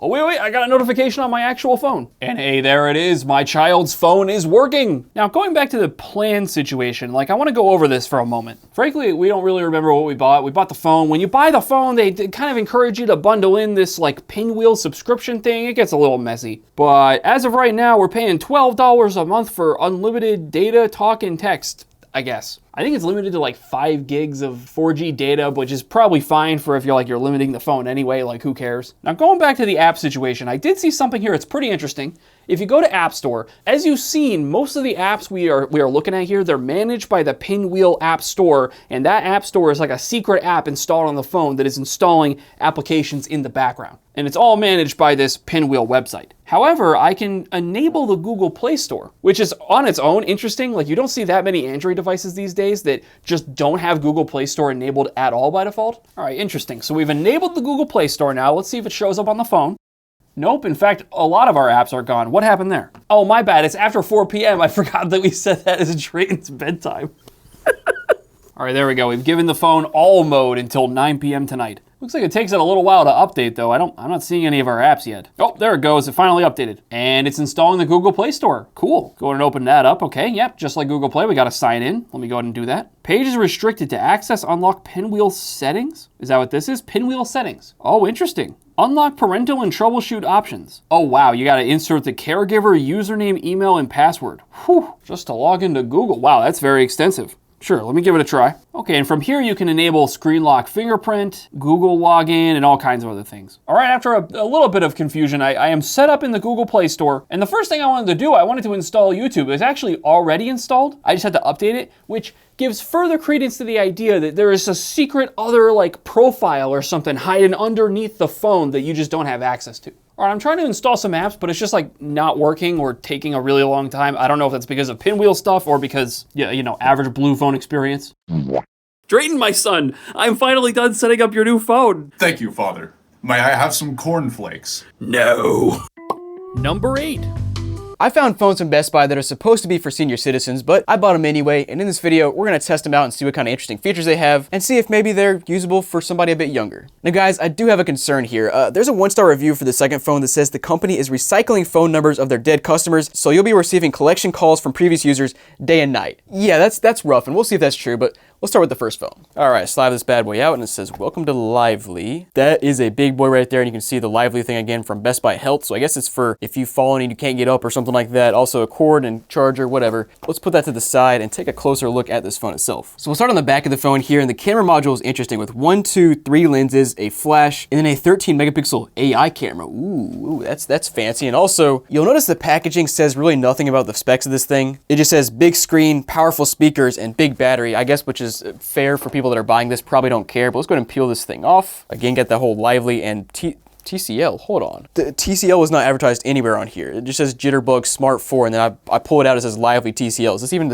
the right phone? So sure enough, it is a TCL phone powered by Android, and I assume it'll have like a special overlay on top of Android, and also you'll see on the bottom, we actually have an aux port, USB-C charging, and then, you know, our microphone, speakers, all that good stuff. Yep, and as soon as we boot up, we've got these giant buttons, giant text, even got a vision settings thing here. Let's see what that does. Oh my goodness, this is some big text. All right, so vision settings is basically just a standard accessibility kind of settings. Let's go back and just get started here and see what the interface looks like. Now guys, we're connected to Wi-Fi and doing the setup process now, and it gives us a Google sign-in page, but it actually lets us skip it, which is very nice. Okay, and this is interesting. As we're booting up, we have an option to choose our home screen. So we can do advanced Android, which I imagine will be just normal Android. We also have easy to use Jitterbug Smart, which I imagine will be very easy to use. All right guys, so into the main menu here. I've explored for a little bit. Let me kind of just show you what's going on because it's a very interesting phone. So we're starting out strong here with a something's wrong, big giant red banner at the top, which is a little scary. And it says we need to fix the network connection. So I guess I need to call them to activate the phone, which I'm not going to do because I'm not going to activate it in this video. But that was interesting. And also you can't use your urgent response there without that. So yeah, just something to point out. But really what you notice is we have these apps like very simplified. It's just a scroll through. You see your phone, text messages, contacts, camera, web browser, email, news, Lively, which is the built-in, like how you can get in touch with an emergency. Don't feel well, you can call nurses or something, want to ride, I guess in case you're stuck somewhere and you need an Uber. Somehow Lively makes that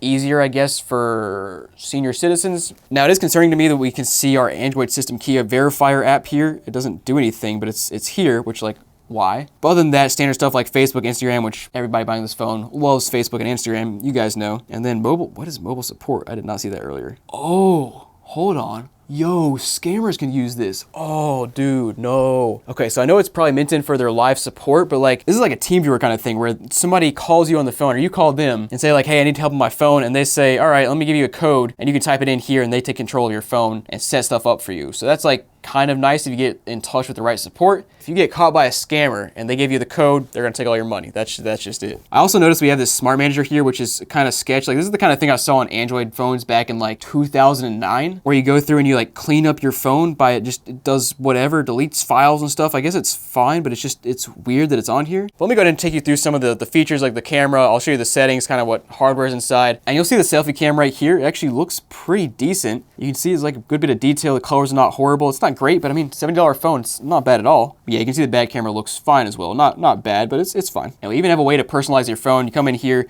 change your wallpaper, and you know, grandma, grandpa, they want to make their grandson, granddaughter, their backgrounds. We apply it, lock the screen, open it back up, and sure enough, there I am. How nice. I also set up my fingerprint sensor. There is one on the home button right there, and it works fine. There's also a face unlock, which is literally just a selfie mode. Not sure how secure that is, but you know, it's there. Now there is a trick here. You can go down to advanced settings and get into like the real Android settings menu, as you can see, and you know, connect to Wi-Fi, Bluetooth, mobile network, all that kind of stuff. And I also noticed they have this Next Vision thing built in, which is like I guess an image enhancement kind of thing. You can do that setting, video enhancement, game enhancement, reading mode, which I guess probably sharpens the text, and oh yeah, just kind of makes the screen a little more warm. And now going into the About Phone page here is interesting because we have some interesting specs. 8 megapixel front camera, 13 back, plus 2 and 2. So again, there are 3 cameras on the back and 3 lenses, but I can't figure out the third one. 32 gigs of storage, which is not much, but probably fine for people that are just, actually, I don't know. Old people like to take a lot of photos. Like you're gonna run out of space fairly quickly with 32 gigs. So I don't know about that. And then our battery capacity is 5,000 milliamp hours, which is fine. Now guys, next up I wanna download a few apps. We're gonna try out YouTube. I'm also gonna try out a game. We're also gonna download a device info app so we can see kind of some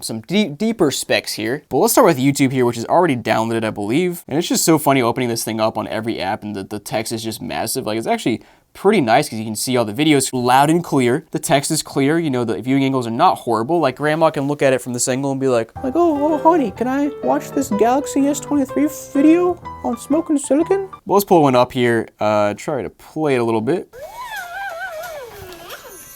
What? Okay, so I gotta say, first of all, the playback experience is perfectly fine in terms of video. Also, the audio is really loud. Pretty good. When I flip it over though, great for hard of hearing. Like that's actually a really nice feature. But next up, we gotta download some apps to try out a game and stuff. So I think if we go to options and go to download a new app, it takes us to the Play Store, and indeed it does. So let's search around. Also, this keyboard is wild. Like the vibration is insane. Listen to this. I feel like I see that on all cheap Androids where the vibration is just like, it's so rough. Oh, let's make this accurate. Oh, 65 plus, I can't even put in my real age? Dude, come on. Yo, this is smoother than like 85% of Android phones I test out. Like, what in the world? Why is this random old person phone like actually good? Now next, like I mentioned, I want to get into the device info app to see some more detailed specs, but before we get there, I found you can actually switch back from the Jitterbug experience to the Android experience here. So I'm curious what this looks like. Okay, so this is like, it's Android. You swipe up, see all your apps. Swipe down, you can swipe side to side, add apps. So it is Android. Now the bottom taskbar is pretty interesting with your back, home, and taskbar actually like written out in plain text, which I guess is nice in case you don't know what those are for. And also our urgent response is still here, but you can delete that. Oh, that's not good. I've fallen and I can't get up. Now, personally, I feel like that should stay on the home screen at all times because, like, if I'm an old person, I'm never figuring out how to get that back on my home screen. But anyways, let's go to the Play Store and download the device info app, and I'll come back. Now, checking out our MediaTek CPU, you can see our specs are actually pretty decent with 8 cores. Like, this is better than 90% of the phones I test. This is honestly not bad. Now, next up, we have this flip phone, which is basically the same deal, but in flip fashion. So let's go ahead and open it up and see what's inside. All right, so same type of packaging here. Best Buy Health. That's such a weird thing to read. And oh baby, there it is. This is a chunky boy. Oh yeah, look at those buttons, man. That's what I'm talking about. Oh yo, we have a little stand that charges it. Dude, that's actually sick. I like that. But anyway, we'll put those to the side and go ahead and test out this flip phone. So we have our little screen on the front. Let's take that off. Got a peely thing here and a peely thing there. Let's go ahead and press on and see what happens. All right guys, so seriously, this is no joke. After 15 minutes of waiting for it to connect to a cellular network, I finally got this network check error and I'm not sure if I can get past it, to be honest. Oh, there we go, a number. Come on. Get me back to main screen. Dude, I just want to like take photos or something. I don't want to call people. All right guys, well let's call this number just to see what it is. And I'm curious, can I call this number on this phone? Hopefully. Nice. Can't complete the call. So, in order to set this up, you need another phone to call, which We look forward to assisting you. no, I'm not doing this crap. All right, guys, so because I just really want to test this phone and see if it's just bricked or if it actually works, I am currently signing up to activate this phone and buy a monthly service. And it can't even give me the total. It's just like spinny wheel. Great sign. Well, let's try it. I'm gonna do it for the video. Do it for the Vine. Do it for the Vine. I ain't gonna do it. All right, guys, it says it went through, says it should be activated within 15 minutes. Let's hope it just starts working. And by the way, guys, there is a SIM card already inside of here. I would assume it's the same for this first smartphone we tested. And I had to get a plan for the Lively service, which is through Best Buy, and I think it runs on the Verizon network. But yeah, let's try to turn this thing back on now and see if it'll actually work. All right, guys, and finally, like 15 minutes later, we are booted up, set up here, and we have our main screen, which looks very interesting, very similar to the last one. We have phone, text messages, which we actually already have a text message from somebody. What? I would assume this is related to activating the phone, but like, what the heck is that? That's so weird. We've got contacts, Amazon Alexa, bro, what? Photos and videos, help tools, device info, games. Oh, yo, we got games? Dude, eye for detail, to-do list training, and right turn. It's just games so old people can like remember how to do normal stuff, I guess. To-do list training. Improve your ability to accurately record what you hear. Guess we'll play. First of all, get the bag, and then you need the plow. Get the bag, and then you need the plow. I got him right, but like, all right. No, go away, please. The speaker sounded horrible. I could barely hear what they said. I imagine old people would be like, what'd you say? I don't know what to say. That was weird. Oh, and they actually give us a dBm level for our signal strength, which is kind of cool. It doesn't really do us a whole lot of good without giving us details on what band we're on or what, I don't know if we're even on LTE right now or what we're using. It just says bars up there and then no Wi-Fi. So I don't know, man. What's the point of even showing that on this phone? Let's just try out the photo mode, I guess, and see how bad this looks. I mean, it's pretty bad as you expect. No, let's try a video now. I'm really curious what this does. Yo, what's good? This is a video on my Lively Best Buy phone. Bye. Okay, so the sound is not bad, but the picture, horrendous. As expected. Now, as you guys saw, there is an option for Wi-Fi up here, and we have Amazon Alexa, but like there's no web browser that I can find. So like, what am I gonna use Wi-Fi for other than Alexa? Can I just ask her questions, I guess? Ooh, here's our flashlight. Hands up, freeze. You've been a bad boy, sonny. But yeah, I don't have anything else to say about this phone. It's weird, and I might start getting calls from people who deceased, as we saw from that first review. So guys, I'm back to comment on this review, and I've had this phone for a whole week now with service, and you can see our only call here is one I made to my personal phone. But other than that, I haven't got any collection calls or anything, but I do want to point out one more thing that's really strange on this phone. Let me show you. So when you call somebody, you go to dial number here, and let's just put something random in. And then to dial, there's no like there's no ringer button. You have to press OK, which is, it works, but it's strange, right? And then when you want to hang up, where is the end button? You just have to press back, I guess? Like, that works, but that's really strange. Especially for a phone where non-tech savvy people are going to be using this. Like, you definitely should have a green button to call and a red button to hang up. I got a bad feeling people are going to press this button right here to hang up. That's just what I think. But guys, thanks for watching. I hope you enjoyed this video. Let me know what you think about these phones, and I'll see you guys next time. Number 7. A while back, I was browsing through TikTok for interesting phones and stumbled across what might be the best, dumbest idea anyone has ever come up with. The AirPods phone. Let's open it up. You guys are not ready for this one. And here she is, the Ulefone Armor 15, built-in TWS earbuds. I don't know what that means. It's also pretty cheap. It only costs 180 bucks, so I'm excited to see what this thing has on offer. And oh boy, here's the phone itself. This is not a small phone at all. That's interesting. Look at all these goodies you get. You get a tempered glass screen protector. Wow. You get a lanyard, charging cable, a guitar pick. Amazing. Wow, what a shape for a phone. This thing is wild looking. Why does it have like 2 bumps? It's got a whole camera bump situation up here and another one down here. Oh, it's pretty wobbly. Uh-oh. You know, looking at the front of the phone, this is kind of a cool design. I think these might be like stereo speakers. And then on top of the phone, we open these flaps and there they are. There's earbuds inside of here. Yep, we'll circle back on that. That's insane. But all right, let's just go ahead and turn this phone on. Oh, baby, look at this home screen. We got the earbuds right front and center. Amazing. They knew what the whole point of this phone was. Oh my, the phone is, it's having a little bit, some performance issues right off the bat. That's not a good sign. It's also got a very interesting UI. This doesn't look quite like any other version of Android I've used before. But I'm sure there's all kinds of things I can start messing with, but right off the bat, I gotta see what happens when we take out our earbuds. Okay, I've opened the flaps. Do these just like dump out now? I guess I grabbed them by this like little hook piece that's on the top. You just kind of pull it out with your nail and ooh, we get a little UI. U-buds inside. Yeah, they were inside, now they're outside. Oh, they're connected now. I think I heard something come out of the speakers too. Now we'll get more into actually using these earbuds later in the video, but I think it's immediately clear that these things are going to be nothing but trouble. Anyway, let's start exploring through the phone a little bit. Looks like all fairly normal Google stuff. Easy launcher? What is this? Wow, this is for like older people, so you have like an easier Android experience. That's kind of nice. Exit the desktop. Oh, okay. Now we're back to the normal home screen. That's weird. Anyway, other than that, this is all super normal Android stuff. What is this? What in the world? Oh my gosh. It looks like I got all my emails. Good, great. Anyway, do we have any other wallpapers here? It looks like we do. Ooh, fancy. I like that. That's kind of clean. Oh, we got more earbuds. If you just want a lot more of them on your home screen, okay. And I can make it say built-in TWS earbuds. I still don't know what TWS means, but there it is. Let's go ahead and test out our camera. I'm curious how these are gonna look. This is a budget phone, so I'm not expecting the best cameras in the world, but as long as they're usable, that should be fine. Oof, takes a while for these cameras to focus. All right, here's the back camera. It's okay. It's very like undersaturated, if anything. But in terms of detail, you know what? That's actually not too bad. The camera app was just unfortunately a little slow to use. And what is this? Ulefone shot on Armor 15, is that what that says? Yeah, it's got a watermark on every photo? That's so dumb. And here's the front-facing camera. Again, it's fine, undersaturated, but I guess it's good enough. Now, I do want to take a second and look at our Android version if we can. Oh, it looks like we got 128 gigs of storage. That's not bad. And here I can see we are on Android version 12. Security update 2023. That's getting a little old. Let me go ahead and download some apps and games and stuff. We'll see how this phone performs in some variety of tasks. Hey, look at that. Our apps are installed. That actually was like really fast. Let's start with Stumble Guys. I want to test out these speakers and see if they actually are stereo. Oh, it's having trouble with the volume. Oh, that took a while to load. It's really not very responsive at all, but they are indeed stereo speakers. If I block this side, I can still hear it. Yup, and if I block this side, I can still hear it over here. That's great, and they sound really good. All right, we're loading into a game. Hey, so far, this is actually like pretty smooth, so the game experience on this phone for $180 is actually totally fine. Uh-oh, did I speak too soon? What is this?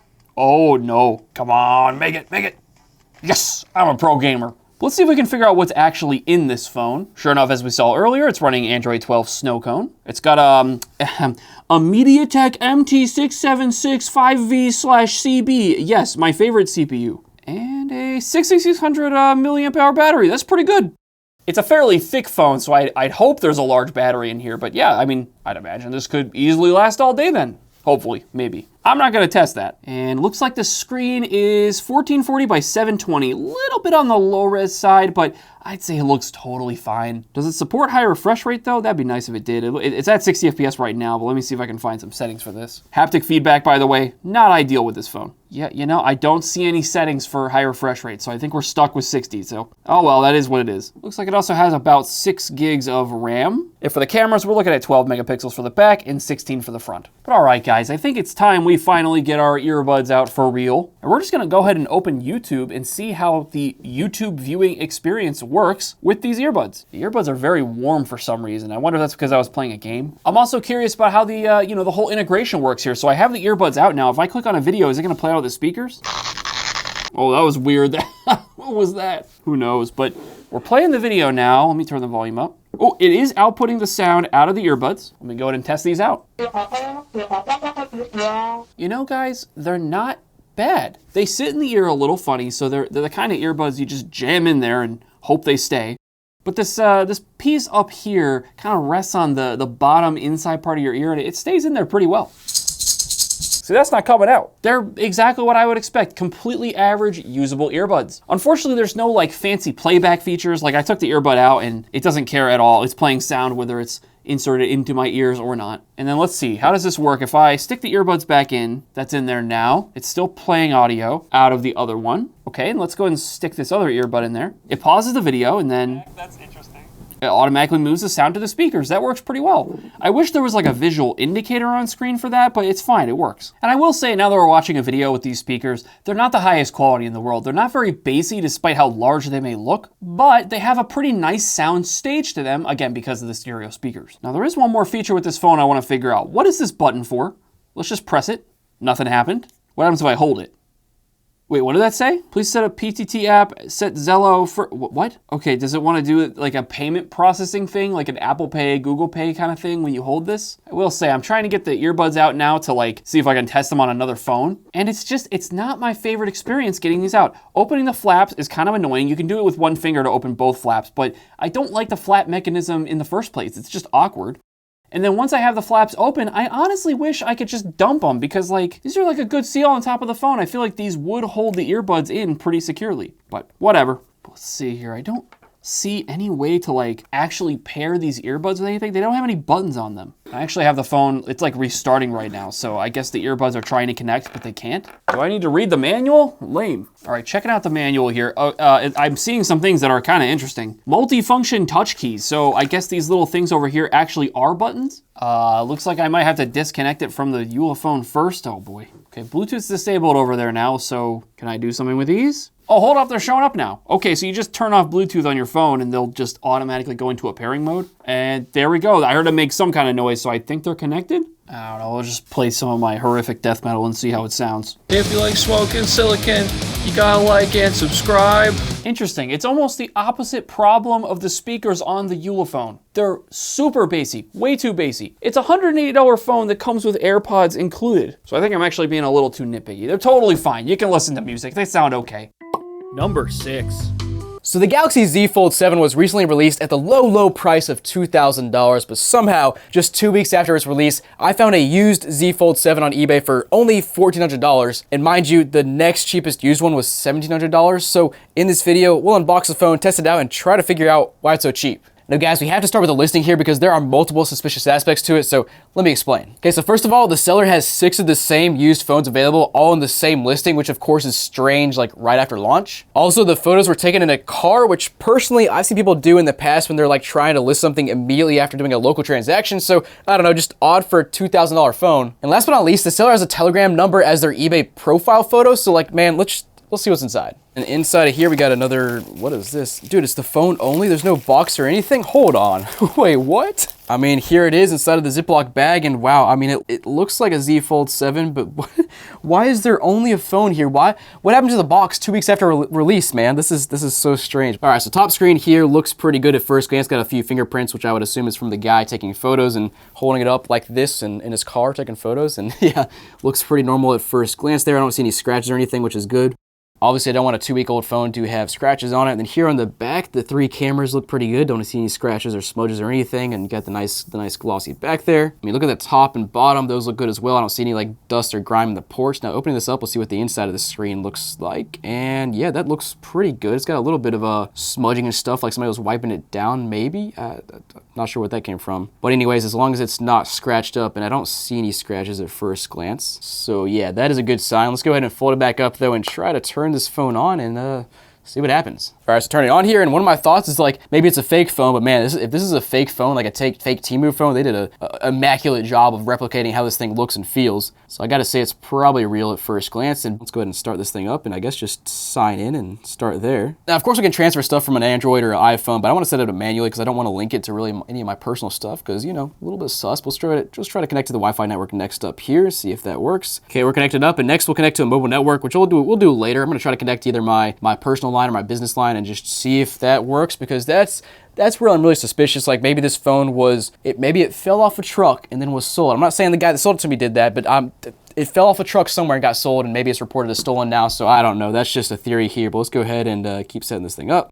Okay, finally all set up here, and I got signed in and everything through Google and Samsung, and we're here on the home menu, and that looks pretty good at first glance. It's a change of pace using a real, actually good phone. This thing is like $2,000, so it's a great phone so far. Now, guys, let's go ahead and open this thing up and see if the inside screen works. 3, 2, 1, and boom. Man, that's so funky opening this thing up and seeing basically a tablet in here. I don't use these folding phones all that often, so this is just a far cry from what I usually use, but it's awesome. Oh man, that's so sick. And I mean, so far so good. The inside screen's got amazing brightness. We'll go ahead and flip to the outside again here and see how that brightness looks. And actually at this time we can test out our face unlock. Yo.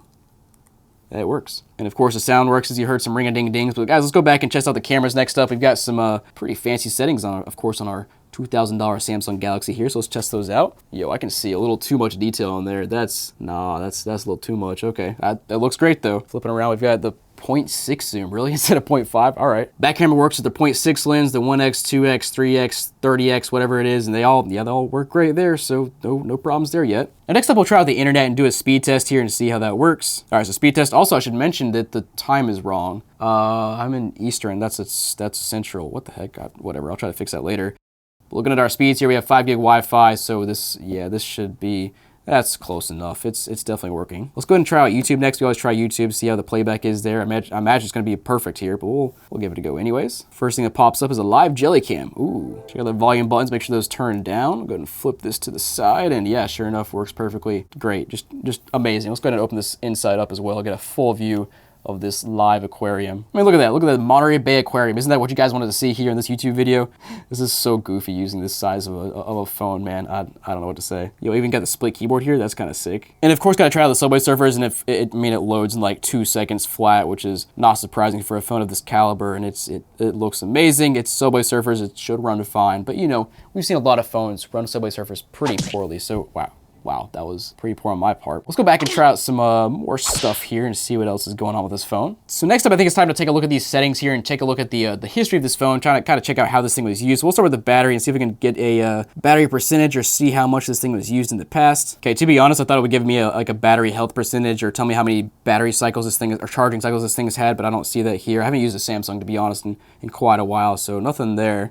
But next we'll check out our storage here. We should have 256, and sure enough, we do have 256. Okay, that makes sense. Okay, that matches up. Let's go to About Phone and see what it says here. So it's phones Z Fold 7, Galaxy Z Fold 7, that matches up. The model name looks correct there as well. Okay, now next up we have something interesting here. So I'm checking out the Samsung Care Plus, which I believe is basically like Apple Care, similar idea. But it says it's not covered. We have 60 days left to sign up, and I think that 60-day window starts when you buy the phone, or at least activate the phone, or like turn it on at all. So that tells me that this phone hasn't been turned on or like signed in at all or booted up.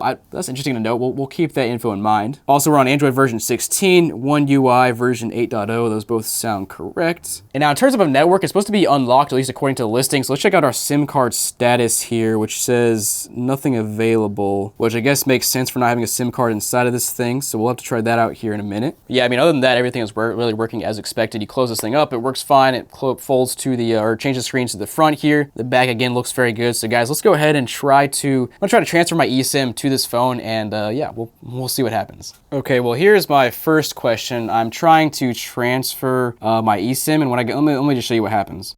So you go to SIM manager, you go to add eSIM. I have an iPhone, so I'm gonna do transfer eSIM from another phone and then click down here, transfer through a service provider, which is for iPhones. It only gives me the option of T-Mobile or other service provider, and this phone's supposed to be unlocked. Now I have T-Mobile personally, but my business line has Verizon, so I was gonna try Verizon, and I click other service provider for Verizon, click US, and it kicks me back, almost like I can only do T-Mobile in the US. Let me actually go back and let's just look up this IMEI info and search it online and see what pops up. Maybe it's blacklisted, maybe it's only for T-Mobile. Let's find out. Okay, so just trying T-Mobile's website, it does indeed say that my IMEI is fully compatible with T-Mobile's network, so that matches up with what we saw on the phone as well. Okay guys, well after a lot of finagling, I finally added my IMEI info from this phone to my Verizon account, and in like 2 seconds, this eSIM ready to add thing popped up, so let's press add eSIM and see what happens here. Okay, maybe I was wrong. Maybe it is working. I don't know why I didn't say Verizon on that one screen, but we'll let this finish. Okay, guys, we're rebooted here, and it still shows no network there. Let me check out the SIM manager and see what it says. Now it says no service provider. What?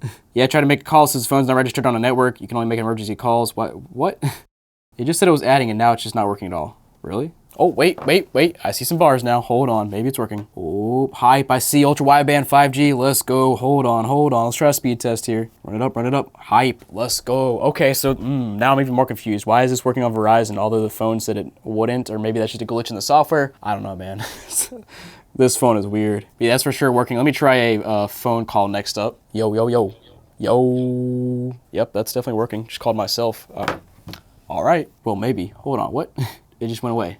Okay, now it's back. That was weird. Never seen that before. Well, guys, I would try my T-Mobile eSIM on this thing as well, but it's kind of a pain to transfer, and as we saw earlier, the website does say it's fully compatible, so I'm really confused in this whole phone. I don't know why it was so cheap, why it actually works, how this guy had so many used phones, how this guy has so many used phones without the boxes 2 weeks after launch. Like, something suspicious is going on here, but I mean, it works, so I'll take it.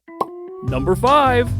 All right, we got an LG phone up next. I don't know what model this is. It's got the button on the back though. Let's turn it on. And she's turning on immediately. That's surprising. Pretty decent looking phone overall. The back's a little roughed up, but you know, it's not that big a deal. What is this? We got the dolphin. Is that a mermaid? Okay, let's see if it unlocks. Oh, it's having trouble. But we're in. It just right to the home screen. I decided to open up Chrome next. We got 9 tabs. Let's see what they are. Add settings, Groupon, collection, Google Traductor. Those are all fairly normal searches. Let's see what else we got. Messages? Oh yeah, baby. Oh, it's all gonna be in Spanish. Oh no. What the heck? Looks like some person getting beat up.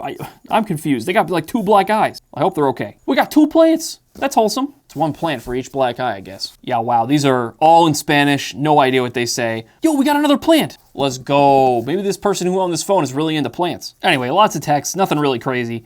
Let's see, are these games? We got Big Baller. Congratulations, crash 8,000 items in total. All right, oh boy, it's really struggling with this game. The frame rate is so low. Holy crap, this is, this is horrible. Oh, it's like Katamari, you're like picking items up. That's kind of fun. Emoji graft, what is that? While you're away, your factory produced $81 million. What? All right, it's just like you're managing like a factory that makes things. Cows and burger. Oh yeah, oh man, that's kind of messed up. Oh, we got stuff in the gallery. Let's start with camera. Looks like a kid stole this guy's phone. It was taking photos. We got the same photo we saw earlier of like this person with 2 black eyes. Like, how did this happen? I don't know if I want to know. That's pretty messed up. We do have this Allen folder. What's going on in here? Report information and victim's bill of rights. Look, I wasn't gonna say it because I was gonna hope it was something. It's a freak accident. You fall and hit both eyeballs at the same time. It happens, I think. I don't know. But things are starting to add up here that something else was going on with those black eye photos. Let's keep investigating. Oh no! There's straight up a picture of a restraining order in this photo of. I'm pretty sure the guy in some of the photos I saw earlier. No! I didn't want it to be, but this dude's messed up. Actually, guys, I took a closer look at this document. It's an EPO, an emergency protective order, which is a more immediate and extreme version of a restraining order that's usually handed out, you know, when the police have to get involved in a domestic dispute and have to, like, you know, arrest somebody, essentially. Basically, the police's way of saying, like, you come near this person again, we're gonna have a problem. So yeah, it's actually a little worse than I originally had thought. Ugh. Now, I think the phone was owned by the victim in this case, so sympathies to her. How does this keep happening, though? This isn't even the first time we've had a phone from, you know, an abuser or abusee kind of victim situation. I just can't believe I found this guy that was beating his wife, basically. How else do we describe it? Anyway, what kind of phone are we even looking at here? Let's see if I can find out. LG K20 Plus. When is that from? The K20 Plus is from 2016. It had Android 7.0 on it. That's 9 years ago. That's 9 years ago. Anyway, let's move on to the next device. All right, up next is an interesting looking one. We got this pretty blue color Samsung. I don't know which model specifically this is. Looks like one of their budget line ones, I think, but it feels pretty nice. Let's go ahead and see if it turns on. Immediately turns on. It's a Galaxy J3. Nice. We've seen one of these on the channel before. Oh, and immediately we're on a home screen, so no lock screen. Any text messages?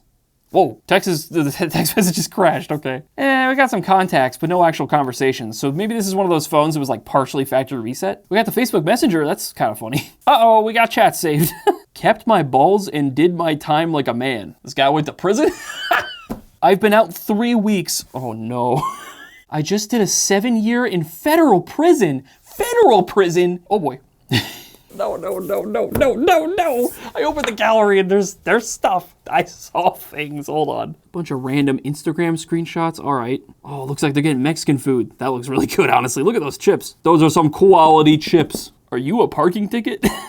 What the heck? Because you've got fine written all over. Oh, we got a dog, that's cute. That's another dog. Very nice. Oh no, he's getting the special videos. Are these from Facebook? Actually, I guess I figured out a few things. A lot of the selfies are from Instagram, and then all the raunchy stuff is from WhatsApp images. Okay. Actually, now I'm curious. Is there like Instagram on this phone somewhere? Yep, there it is. It's loading stuff? You gotta be kidding me. I've never seen that. It's not really like showing me anything, but usually Instagram just forces you to sign in immediately. I can see his profile. That's awesome. Guy's got 64 followers. That's pretty good. I don't know how many followers we have on Smokin Silicon's Instagram. Go follow us there. I post things sometimes. Oh, I just noticed we have Tinder on this. There's no way this is gonna work, right? Wait, really? Oh no, it's gonna make me log in. Oh, we got Snapchat. It's working. Look, the camera's working and everything. It keeps just popping up with this thing. I can't get it to get past this screen, so I guess I can't see anything. Now we saw you got some interesting things from WhatsApp before, so let's go on and open that up. Your phone date is incorrect. Adjust your clock. Should I adjust it to today? Well, it looks like that's not gonna work, unfortunately. Let's see what kind of phone we're looking at exactly. I mean, we know it's a J3, but looks like we're on 8.0, which is probably what this phone shipped with. Let's check. Yep, and sure enough, the J3, this seems to be a 2018 model. It launched with 8.0, so you just never updated it, which is pretty funny. Let's go ahead and move on to the next phone, though. This thing is wild. Number 4. I bought a Samsung S23 demo phone. Yeah, like the one you'd find inside a store. And in this video, we'll test it out, see what's on it, and see what we can do with this thing. And guys, as you can see, it says right down here, live demo unit not for sale. And from the outside, it doesn't really look any different from a typical S23. We just have these like stickers all along the side. I'm not gonna peel them up, but they're like right there and around the corner here. I don't know if those are on a normal S23, but that's something to note. Only major difference is down here, you can see our SIM card tray is just gone. Now that this phone can connect to a tower anyway, these phones are entirely banned from using any kind of data. But let's go ahead and turn it on like we're doing here and see what kind of experience we can expect from an S23 demo phone. So far looks pretty normal, right? Turn the power on, swipe up, and here we go. We got a home screen. Experience Galaxy S23. If you ever used an S23 in a store, I'm sure this looks very familiar to you. Let's just start going through these. Return to features, AI. Circle it, search it, find it. Try searching. Connect to internet. I guess I have to connect to Wi-Fi real quick. Let's go ahead and try that. All right, well, for some reason, I'm trying to connect to our Wi-Fi, but it's just not working. Yeah, it pops up with this thing here, connected without internet. What does that mean? Let's try opening YouTube again. Yeah, it's not online. What? Yeah, I don't understand. It doesn't work. It doesn't want to use Wi-Fi, period. Oh, weird. Look at this. The IMEI number is just nothing but zeros. Oh, that's so strange. I have no idea if I can do anything here. Is there any way for me to even update? Yeah, software update. Can we try that? I can't connect to Wi-Fi, so I don't... What do I do? What do I do? Okay, guys, I'm going in deep now. I'm looking up videos, and it looks like I might be able to, like, turn this phone into a more normal phone and not into, like, retail mode or something. This application is intended solely for retail display devices. Do not activate this application unless you are an employee of an authorized partner. I mean, I bought the phone. I authorized myself as the partner to use this phone. Is that how that works? Well, never mind. I just tried every, I don't know, publicly available passcode. It doesn't work. Well, getting back to what's still on the phone, what I don't understand is that despite not having Wi-Fi, this phone clearly was connecting to something at some point because we have a bunch of text messages. Are these just like default text messages that are already pre-installed on the phone? Tap to translate. No, come back. Oh, how did your exams go? It was pretty good. My exams are finally over. Oh, that's fantastic. Congratulations. Yeah, okay, these are definitely like pre-installed on there. They just want to show off the translation features, which is actually pretty cool. Oh, is this like German? Okay, so they have like a whole bunch of different texts on here that are like pre-installed. Wait, what is this one? This is an actual phone number though. Okay, I don't know. Price and promos. What is this? See store associate for latest price and promos. Okay, it's just like a still picture. Very cool. So was the idea of this phone, it's not like exactly like a demo phone, like you just see kind of sitting there you can play with. Was this like a specific model phone that someone working for Samsung could walk up to a customer and show them, hey, look at these cool features? That's what it's seeming like to me. See camera demos. Tap to try demo. Capture stunning 50 megapixel pics. Wow, that's me right now. Tap the shutter button. Gallery icon. Zoom in. Keep zooming. Keep zooming. Wow, that looks so clear. I mean, I feel like the S22 looks better. Am I crazy? That didn't seem like a very good example. Great, yep, that was very helpful. Thank you, Samsung. What is store? What does store do? I can't connect to the internet, so that's not gonna work. Play Store? Nope. Wait, it's asking to sign in, but it's just not, this isn't gonna work. Yeah, okay, that's not surprising. How about any other apps just kind of hanging out that might not be on the homepage here? Gaming Hub. Oh, we got Asphalt 9 on here. Can we play that? Yo, wow, look at us go. We're gaming now. Incredible. Am I even playing the game? It doesn't seem like I'm doing anything. Oh, what happened? Did it crash? All right. Oh no, it's still going. Wait, it restarted. No, we were winning, I think. Any notes? Someone had to have left notes on here, right? Samsung Electronic what? Ranked as a top 5 best global brand for the 4th consecutive year. It's all just a bunch of default notes that were already pre-installed on this. All right. Oh, that's cool. We got like a second app thing. There you go. It does that. All right, guys, I could not find a single way to get this phone to do anything. So we picked up another demo phone, of course. Now this bad boy, I don't know what happened on the way here, but it did not have a good time, clearly. Let's rescue it from its cage. It looks like it arrived mostly fine though, right? But as you guys can see, it says live demo unit not for sale on this phone as well. But I believe this is like a Samsung A30 whatever. It's one of their budget phones. Oh, and as you can see, it is booting up. It still has charge somehow. Let's see what we're looking at here. Ooh, very fancy looking. Let's go ahead and swipe up. Is this gonna also have the demo phone features all installed? This just looks like normal Android so far. Ooh, but sure enough, just like the other demo phone, we got this Samsung retail mode installed, so I don't think we're in the demo mode right now, but it has it available to it. Quiet. Why are you yelling at me? Anyway, let's go ahead and see if this phone actually connects to Wi-Fi unlike the last one. Oh, we're connected. Incredible. I guess let's go ahead and get signed in and make sure it all just works like a normal phone. Oh, sure enough, the Play Store is opening up. Let's go ahead and install Stumble, guys, while we're here. Oh, and it actually installed, guys. I don't know. I expect any step of this process and using it like a normal device is just gonna go horribly wrong. Oh, wait, we do have some weird promotion things. Switching is easy. See the latest deals. Are these normally like pre-installed on a Galaxy? That's really annoying if they are. Or are these because of demo phone? I don't know anymore. Now I do see it in the top here. You can see this little R hanging out, and then I swipe down and there's this Samsung retail mode thing. What does this do? Okay, this opens up this. Is this just here permanently? Also, I wonder if I can get into this one. Yeah, I'm not gonna be able to guess that, but from what I was looking up, if you got in there, you'd be able to you could probably adjust all kinds of things in there. I'm not really sure because I can't get in there apparently. What happens if I open these up though? See the latest deals. See store associate for latest price and promotions. Lame. And we got switching is easy. Seems like a lot of steps. I don't know. That doesn't seem that easy to switch to me. Oh, we got a retail mode widgets. Okay. Oh, wait, what can I do with these? Okay, I tried to put all of the widgets that were available to me on all the different home screens here. Only some of them were working. You know, a lot of them are just like empty right now. But we got this one. Top feature, try taking a vivid night photo. Oh, night mode enabled automatically in low light. Exit demo. Okay. All features, check out what's new. Ooh, big camera, big battery, big screen. Very nice. Oh, and they got more demos for us. Incredible. Ooh, and I get a little check mark when I look at them all. That makes me feel accomplished. What is this one? View specs and compare devices. Wow, look at all these specs you can do. Ooh. Anyway, none of the other ones really seem to work, and none of the new ones anyway, so let's see what else I can find on this thing. Actually, you know what I'm curious about? What happens if you go to connections and you look at like the data tower connection stuff? Does it even allow me to try to connect to that kind of thing? Let's find out.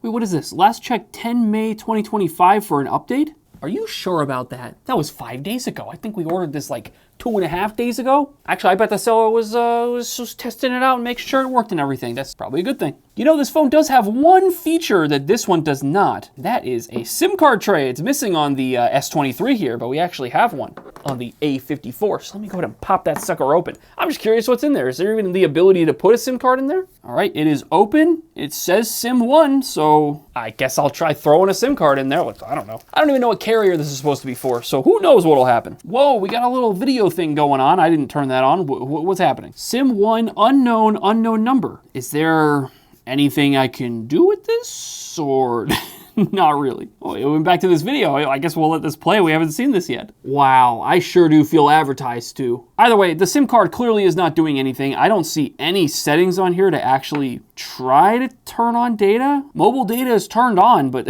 that's clearly not doing anything. Oh, and I pulled up the IMEI information, and it also says nothing but zeros, just like the other phone. Let's see, network operator, select automatically. Can I choose this manually? Oh, it's searching for networks. Yeah, this doesn't seem to be doing anything, so I don't think this page is gonna tell me what carrier this phone was supposed to be on originally. All right, I think the last thing I could try on this is, let's just see if it can play a game. You know, actually launch a title you download from the Play Store, because as long as you can do that, I think this is not the worst deal you could go for if you want like a modern, somewhat top-of-the-line phone that you just want to play games on, maybe?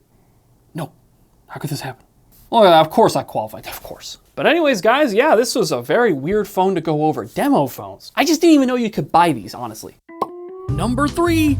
I bought a modded calculator with an iPhone inside, and in this video, we'll open it up, test it out, and see if it actually works. It also came from a guy named Skivity on eBay, so I don't know what kind of TikTok smooth brain nonsense we're gonna find in this box, but let's open it up and find out. Wait a minute, what is going on here? We got stickers? Oh my God, we got smiley stickers, let's go. What is this? Confidential top secret, read me.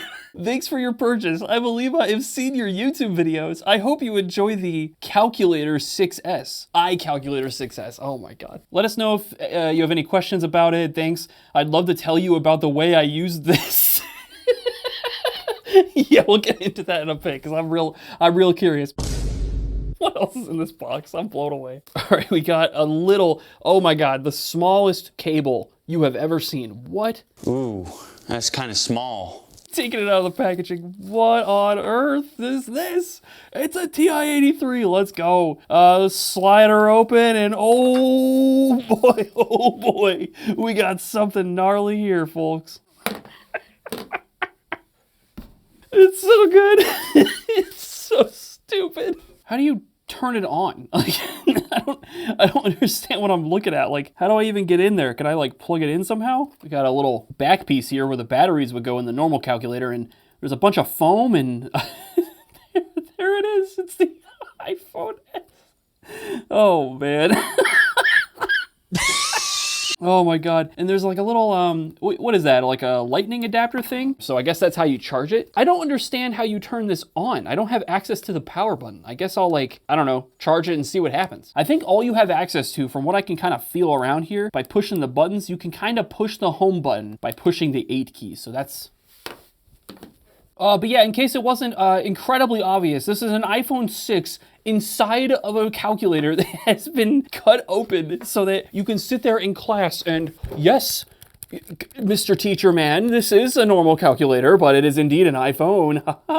By the way, can we also acknowledge that for the charging port, there's just this like, it looks like there's straight up like a bite taken out of the bottom. It looks horrible. This is my kind of jank. I'm really down for this. Let's plug it in and see if it works. Oh, hold up, there it goes. I was saying how you can't really press the power button, but I guess you don't need to, because the moment I plugged it in, it started booting up. And sure enough, we are in. Oh man, it's vibrating. I guess it's not factory reset or anything, because we're just on the home screen here. We got 10 missed calls. Wait, there's actual phone calls? I'm gonna have to blur all of this. They're all from like Indiana and Pennsylvania and things like that. Oh, it's got one of those like, I don't see these very often, but it's got one of these like floaty things around here where you can press this and have some accessibility options. So that actually makes a lot of sense here, because you don't have access to most of your buttons. It's also got the date correct, which is surprising. It is Monday the 20th of January, so all right. Oh, we got Snapchat. Hold up. Wait, something actually loaded? Oh, I did not expect that. Hold on. Oh, it's kind of working. There we go. It's like half covered up by the chassis of the camera, or the calculator here, but you can kind of see me there. I don't know what I can show here because I don't, it's the guy's personal device. I don't want to reveal his personal info or whatever, but I'll say his name is Super Hottie. This cannot be a real device that someone actually sold. Wait, I'm gonna have to blur all this again because, again, personal info, don't want to reveal, but like, we got like somewhat recent things open here, so obviously that doesn't mean that this was being used 4 weeks ago, as you can see right here, but it at least means that this thing connected to Wi-Fi recently enough to know that he got a Snapchat of some kind 4 weeks ago. I don't know, maybe he was just testing it out. Who knows how long this calculator was listed for, but anyway, that was wild. What else do we have here? Oh, we have the actual calculator here, 64. Okay, the idea that he's actually using the calculator on here is like this image, this right here with the calculator inside of the calculator. We also got the Temu app here of all things. That's interesting. Odds are he doesn't care that much about school, so he's probably on here browsing Temu instead of paying attention in class. Ooh, we can get a lightning deal PS5 for $768. Why? Here we go, browser history. This has to have something. You gotta be kidding me. This is... I'm done, it's over. All right, I looked up some trigonometry practice problems. All right, let's put this into the prompt here. Oh, duh, I need Wi-Fi for this. Hold on, we'll come back to this. Do we have any other funny little tabs open? Oh, I only see one tab open, okay. Yeah, I'm kind of confused with this device because it was clearly used for the intended purpose, but like, it doesn't seem like it was used very much outside of that, which is not a problem. It just adds to the confusion. Okay guys, so I had to get more info on this goofy little device, right? So I did indeed follow his letter's instructions. I reached out to him on eBay to get more details about why he made this and how exactly he used it. He says, I actually created it about 2 years ago when I was in 11th grade. And then he basically says here that he was in like a chemistry class where he was trying to get his phone out, but the teacher got mad at him. So he came up with the genius idea to buy a hollowed out TI-83 off of eBay, I assume. He also, I guess, had a normal TI-83. And then if a teacher walked by, he had the other one to do the old swap-a-roo real quick. He continues, and I have to say, it worked great. No one batted an eye, surprisingly, even though I was using a calculator in history class. I would have assumed he had just limited this to a math class or something. I don't know, physics or chemistry, I guess, is like, also be fine, right? Sometimes, but the idea of using this in a history class is insane. Ugh, and here it's just, this is a rough one. I took it with SAT testing, but wasn't much use besides some math sections. Oh yes, you know, a large portion of the questions on the test. The idea of this guy getting into a college because he got a higher score than someone else because he was using this device is a little aggravating, gotta say. Anyway, he continues. Everyone thought it was a genius and was wondering how I got the home button to press using the 8 button. That I wasn't even expecting, but it just worked. Yeah, that's what I figured. He just slapped it in here and he figured out, oh, if I press the 8 key, it just works as the home key. This is perfect. I ended up using it until I graduated high school, I would hope. Never got caught, but there were as many close calls for sure. So thankfully, based off what he's writing there, it sounds like he's done using it, so I presume he never went to college. So good, those faked SAT scores never actually resulted in someone else not getting into college because of his garbage here that he made, but that's still insane. And then finally, he gave me a little more detail on like how exactly he would use this. He said, my math classes were perfect for this, and Mathway did all the work for me. And in the other classes, I looked up the answers, and most of the time, they were able to be found on Chegg or other places online. Look, do I look like I went to college? I don't know what a Chegg is. You'll have to let me know down in the comments. So ultimately, based off reading his responses, I'm kind of just more confused. You spent all this time making this thing when you could have just been studying for the test. Why? Like, the ingenuity, I guess I can applaud it, but you gotta put that work in the right places, man. Let me just look through the entire app library. Anything interesting here? Oh, I forgot to check the settings. Hold on, that's interesting enough to check. We're not signed into iTunes, so, okay, that's good. So I don't have, like, full access to this guy's stuff. It is indeed a 64 gig iPhone. I think that's what it's on the listing. Got 48 gigs available, sounds about right. And we're on software version 15.2.1. Are we on like 19 now, I wanna say? 19 something? Nope, we're still on 18, but hey, that's quite a bit higher than 15. All right, we're connected to Wi-Fi. Will our little math thing work now? I don't know, just, yeah, that. Sure, yep, that's it, yep. Okay, you get the idea, it's a math cheating thing.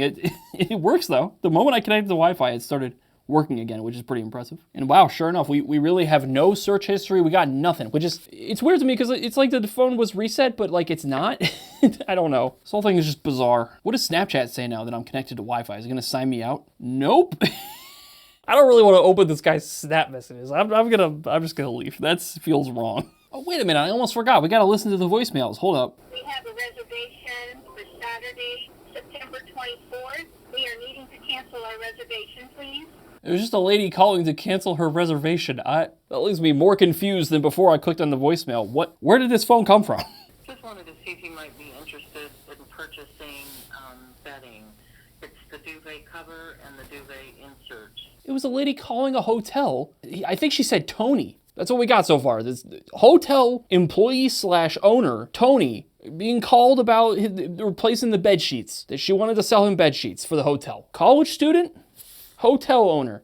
Maybe it's like their dad's. It's like his dad's old phone. That's it. Parents own the hotel. We're putting the puzzle pieces together, folks. That makes sense too, because all these phone numbers are like from like different area codes, but they're all around like West Virginia, Ohio, Pennsylvania, Missouri, Indiana. It's all kind of like the same Midwest block. So it must be people calling that they're staying the night or whatever at this hotel. I'm just thinking back on like, you know, you're in the classroom. It's like a big open room, right, with all the desks or whatever. Even with everyone having their calculator out, you're in the back of the room trying to hide this thing. It's like, how is this not the most obvious thing in the world that you clearly have a phone inside of your calculator? How are you getting away with this? You can't keep getting away with it! But all right, guys, that's gonna do it for the dumbest device we've gotten in 2025 so far. But yeah, thanks for watching this video. I will see you guys next time. Maybe if the principal might arrest me for using this. I don't know. Thanks for watching. Bye-bye.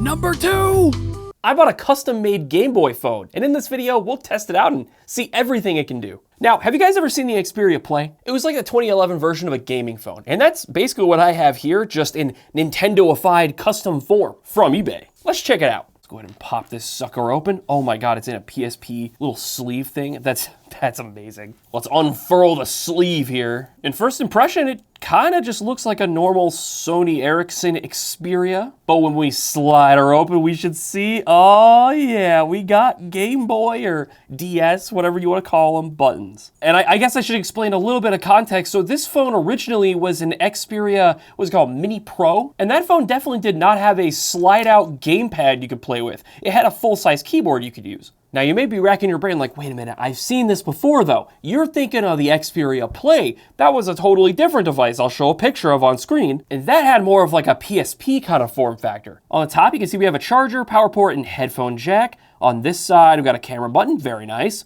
Volume rocker. Back side just says Xperia. It's got this little green dot. I wonder what that's for. We have an HD camera, very cool. And the back's a little sticky. It's got a little bit of like that old rubbery kind of stick going on, but it's not too bad yet. Now I'm gonna very carefully try and take the back off of this phone because like, I don't know what kind of hack job went into here to get this gamepad on here. Okay, it's carefully coming off. There it goes, there it goes. And yeah, we just have a normal battery now. Holy crap, a 128 gigabyte SD card. This guy's got all the games on his phone. But yeah, even taking the battery out, I mean, so far it just looks like a normal phone. I mean, how did he get it to look this convincing and actually get buttons in there? What? I don't know, but we're definitely gonna have to open this thing up later and see what's really going on with this gamepad here. But all right, guys, I think it's time we try to turn this thing on if it still has power. Let's give it a shot. Oh, there it goes. Yo, CyanogenMod, I've not seen that in many years. It's got the root stuff. What do you call that on Android? It's been so long. Oh, dude, this guy's sick. He's got the Punisher as his background. Let's go to unlock the phone. Oops, I opened messaging. Well, there's no conversations, all right. And immediately, like right on the front here, we can see we have all the games. Can this thing really play all this stuff? That's gonna be great. PCMU free. That sounds very legit. There's also only one screen on the homepage. This guy had his priorities straight. This was a gamer's device, nothing else. We got any pictures? Oh, surprisingly we do, but it looks like it's all just game cover arts. Also, by the way, in case it wasn't clear, I knew nothing about this device from the eBay listing. The eBay listing was like a bunch of photos, and then the description was just this. Huh? And it wasn't cheap either. It was well over $200. Let's just go ahead and start playing games. We got an NES up here. Let's check it out. Okay, so this is one of those situations where he just put every game. Every NES game is on this. I mean, it makes sense. As you saw earlier, this thing has a 128 gigabyte SD card, so You might as well. Okay, we're playing Super Mario Bros. Duck Hunt. Let's go ahead and give it a shot. Oh, he's got the jump button all the way on the right. Come on. And see, this goes into the mystery of this device, right? I have no idea how this gamepad is actually hooked up to the phone. Like, is it some kind of like hack job Bluetooth situation? Is it like actually pushing a keyboard button? It's really hard to tell. There is a lot of input delay though, I gotta say. A lot of that's probably the emulator though. See, on a real NES, I never would have died there. But yeah, I mean, that was very easy to use. You just kind of navigate to whatever game you're looking for, and you just open it up and it goes. Let's do Super Nintendo next, which again makes a ton of sense with this control scheme. Recent games, let's find out what he was playing. Super Mario Kart 8 2 for Super Nintendo. Yeah, that's Mario Kart 8. What happened to Yoshi? Where's his head? Yoshi, you all good? What'd they do to you, my boy? Oh, there it is. Okay, good. And yeah, this is working fine. I'm getting a little bit of that like weird visual glitch every once in a while. Like, what is that? What is happening there? Trolling as terribly as Super Mario Kart for Super Nintendo usually does. I don't know what makes it Mario Kart 8, but I'm glad we saved Yoshi. Let's try a different game. All right, we're playing Super Mario World now, and I will say the device is a little more jank than I was first giving it credit for. First of all, I'm noticing some serious lag and frame drops in the actual emulation here, so I don't know if this phone is actually powerful enough to play Super Nintendo games that well. And then in terms of just general playability, the buttons don't always feel great. The D-pad's pretty decent. Sometimes it accidentally rolls down into the down button, and the B button I find actually kind of tough to press. But especially if you're playing something slower, you know, not Super Mario World, I bet it's mostly fine. All right, I guess we should try out Game Boy next, because this is the Game Boy phone. Beatmania GB2 Gotcha Mix Japan. Let's do it. Ah, yes, I can read that. Oh, boom, eat. Okay, so it's just like a rhythm game, but I don't know what the buttons do. It looks like they control different lanes. It's pretty cool though. It's honestly a pretty fun game that I randomly chose here. But yes, indeed, this does actually play Game Boy games and most Nintendo things quite well. Let's try out something a little more intense. Let's go N64, because like this thing doesn't have any analog sticks, so like this should not be a good time. Doom 64 is the most recent game played. It's goated. That's awesome. I can't see. Did the game crash? What's going on? Oh, I can kind of see now. I could see it dropping a lot of frames, but you guys definitely cannot see that, so let me try a different game. It's a little laggy, but it is technically running Super Mario 64. All right. Except the buttons don't want to work. That's weird. They were working in Doom. All right, I guess we can't play Super Mario 64. That makes me sad. I see there's a DS emulator on here. That could be pretty cool. Let's try that out. Load new game. What happened? Oh, Metroid Prime Hunters. Oh, sick. Let's give that a try. Not a valid ROM. Aw, come on. New Super Mario Bros? Oh. Oh, well, this introduces an interesting problem. I loaded up this Castlevania Aria of Sorrow, I'm pretty sure it is, or Dawn of Sorrow for the DS. And I think the menu in this game is on the bottom screen, so I'm just gonna hit A. Yep, I'm hitting buttons. Something's gotta happen eventually. All right, well, I give up. Now, here's what I'm really excited for. Somehow we have PlayStation games on here? This thing was having trouble with Super Nintendo. I really would be surprised if it can handle PlayStation 1. Yo, I mean, Castlevania Symphony of the Night is loading. I mean, that's working pretty all right so far. It's a little laggy, but not too awful. To be fair, mostly this is a 2D game, so it's maybe not the most demanding PlayStation 1 game out there. Also, I don't hear any music for some reason. No voice acting. Aw, dude. This emulator sucks. Or this phone sucks. That's probably the more likely situation here. Anyway, let's see what else we have. PSP? That might actually be okay on this, maybe. He's only got Tekken, Dark Resurrection, and Ultimate Ghosts and Goblins. That's an interesting group of games. Let's try Tekken. Running slow, try frame skip. Sound is choppy when slow. It sure is. Gameplay is horrible. Oh no, this is not working at all. Hey, I'm winning though. The CPU can't handle these frames. I'm hitting buttons in between the frames out here. I spoke too soon. No, please. Go easy. Just kidding. It's over, nerd. Ha ha. Let's see what this NGP EMU free is. What is this?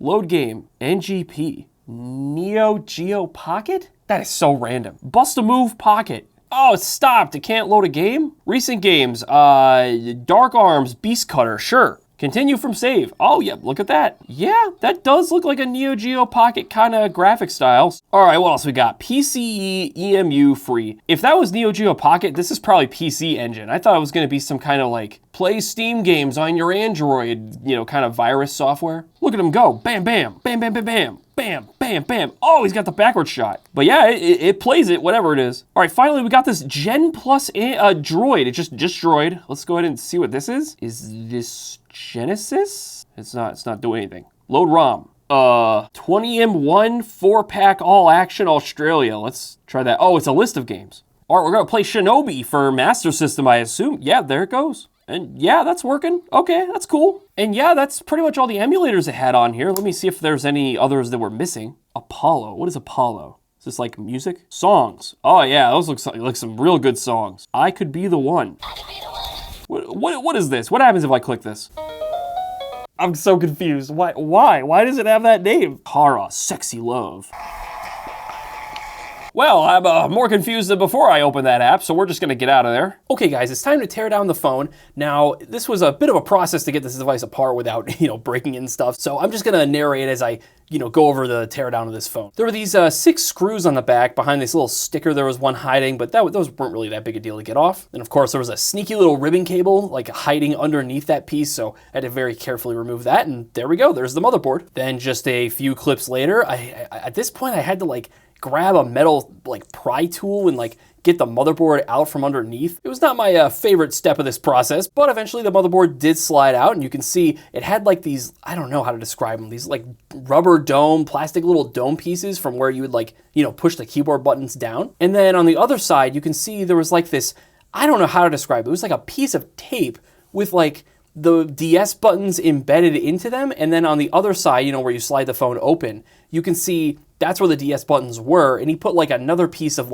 custom printed material of some kind over top. It actually felt pretty official, to be honest. But I think that was essentially what was holding the buttons in place. And then on the keyboard side of things, it's really strange. It's like he removed or disabled all of the keyboard buttons that weren't strictly necessary to make the buttons he needed work. And if you line up where the actual buttons connect to the board, you can see the plus symbol. They're kind of hard to see, but you can see the little domes are still there for the plus symbol on the D-pad, and the start and select button, and L and R buttons, and the X, Y, BA buttons. They were all kind of laid out there with the correct dome pieces. So all the other pieces seem to have been taken out so you wouldn't accidentally push anything that was originally there when the keyboard was fully together. And sure enough, I put the device back together. It took a second to turn on. It kind of scared me, but it did seem to be booting up, and I was able to play a game just fine, and everything still worked great. So I didn't break the device, surprisingly. But make sure to let me know down in the comments what you guys think of this device. I will see you next time. Bye-bye. Number 1! All right, guys, up next we got a little bit of a different one. We got a LG phone. It looks pretty old. Let's go ahead and turn it on and see if it works. I'm gonna guess this is an Android 4.0 era phone. Let's see if we can find out. What's going on? It was turning on. Oh, wait, it's doing something. The lights are on the bottom and I felt it vibrate. Green light. Oh, we're booted up. It just was struggling there. I think I see some faces back there. They're really blurry though. Oh, I slid up to unlock. This is certainly a very old version of Android. I love it. All right, there we go. I changed the background. But what what version of Android is this? This might be 2.0. Oh yeah, look at that. 2.3.6. That's awesome. Got lots of applications here. Play Store, you got the browser. What is the browser? Just Google, and it looks like this is before they supported tabs. Wait. No. It's cold. The first thing to pop up. Get me out of there. I don't want to know. We got Facebook right here. Is this going to load up somehow? We're on an old version of Android, so this is, oh my God, look at how old this version of Facebook is. Yo, this is loading? I don't know. It's really not loading that much information, but it's always just crazy to see what this loads at all. Oh my gosh, this is before they had Facebook Messenger. This just was called Messages. Of course, it's loading somehow. Happy birthday, Kyle. Guy's reaching out to a friend, I assume, who works at a Chick-fil-A, asking for some catering stuff. The best part is you scroll to the bottom and the guy says, "My pleasure, Kyle." You definitely know this guy works at Chick-fil-A. That's awesome. No problem. No problem? What you think this is, McDonald's? Anyway, do we have any normal text on this phone? Oh my gosh, yes, there are so many. Oh my goodness. I could be here all day. What the heck? This guy's texting the wifey, apparently. The iPhone just got a new update and I barely know how to use it now. I want to know what update that was. I don't know when these were sent. I think that message said September 19th. What date does this phone think it is? Oh my Lord, 2013. Oh, we've really time traveled, ladies and gentlemen. Oh my gosh, I scrolled over on the homepage. We got so many games. Waze? They had the Waze app way back on Android 2.0. I gotta open that up. Oh, well, it got mad at me that I didn't have any internet at the moment, so it just crashed. We got weather. Is this gonna load anything? Yeah, apparently in Maui it's 73 degrees. Sure. Wait. How to tie a tie. Why is that an app? I see. It literally is just a bunch of pictures on how to tie a tie. You know, that's actually like a somewhat useful app. I don't know. It's cool. Rate this application. Your voice is very important. What is this? What is this little Android logo? Sure, I'll click on that. I tried to open Google Play. All right. We saw those spicy Google searches earlier, but I don't really see anything else that looks, questionable. I guess I can check the gallery out. Loading new albums. Oh my. This is like a video of a party. I cannot make out what's happening in this video at all. Okay. All right, well, I just looked through a bunch of the photos. It's all baby photos. All of the photos on here are baby photos. To me, it's more interesting just seeing, like, I don't know, the fact this is an Android 2.0 phone that was clearly, like, heavily used. Apparently, it's an LG Revolution. It came out in 2011, which makes sense considering the phone thinks it's 2013 right now. You know, all lines up. By the way, very interesting phone. Let's go and move on to the next one. Bonus round. All right, up next we have an already on iPhone 7, 8, one of the two. The camera's cracked. How does that happen? We'll definitely have to test that camera out. But this phone is on and working, as you can see. iPhone not backed up. Does this thing have a passcode? Nope. Bro, we're getting so many phones with no passcodes. Well, the first thing I have to do is, this is not the same person. We have a different person this time. Oh my God. We got the TikTok widget. I've never seen that before. Okay. Safari. Cannot open page. Okay. Any other tabs? Oh my God, we have so many tabs. MikeandIke.com. Amazon. FPL's good news doesn't change company's bad. What? PNJ.com. I don't want to know. Anyway, tons of tabs. We got games everywhere. TikTok. Does TikTok do anything if it's like not up to date? Doesn't look like it. I'm actually surprised it opened at all. We got 22 drafts. Oh God. Why is it so loud? It's just some kids dancing. Okay. We got Fruit Ninja on this phone too. Failed to connect. Try again. Okay, not gonna work. Are there any photos on this phone? Yes, there are a lot of photos. Oh my. 223 videos, 1,500 photos. That is too many. There's a whole string of just black images here. These are all individual photos. I don't wanna know what's going on there. Like usual today, for some reason, it's all kids' photos. Or the kid borrowing the phone to take a selfie. It seems. TikTok gang. Nana of the TikTok princess. TikTok, 2 separate words. No! God, take it down. Not again! They have their social security. It's a picture of their social security number on a phone that didn't have a passcode, ladies and gentlemen. Oh. Anyway, guys, up next, we saw the camera's broken on this phone, so let's go ahead and test it out, see if it works. That's not a good sign. The face cam works fine, but when I flip it around, it just turns into black. Yeah, even holding it up at the light and stuff, it just looks like it's not working anymore. That's not too surprising. Maybe that explains why we saw like 14,000 black pictures in a row. Do we have text messages on this phone? You know we're gonna have text messages. Papa, ugh, ink, PQ, lol, no, oh, ka. Oh, and we also have daddy. I guess we'll open that. That is a lot of emojis. I think this person's like daughter stole their phone and was texting someone named Daddy as a contact in their phone. This phone confuses me greatly. Also, there's like 17 messages in a row that just all say message send failure. We have an audio message? Is that gonna load? How old are you? How old are you? Okay. Inside the email app, I see 20,000 notifications for Apple News. So I guess this person never used their email, apparently. I did see some YouTube notifications. Is YouTube gonna work? Connecting to the internet, sure, but can I see any info? No, guess not. Oh, by the way, it is an iPhone 7, as you can see here, and it is SIM locked. Well, guys, tragically, that is the last phone I have to show off today. But if you want to see the top 10 PCs of 2025, click this video right here.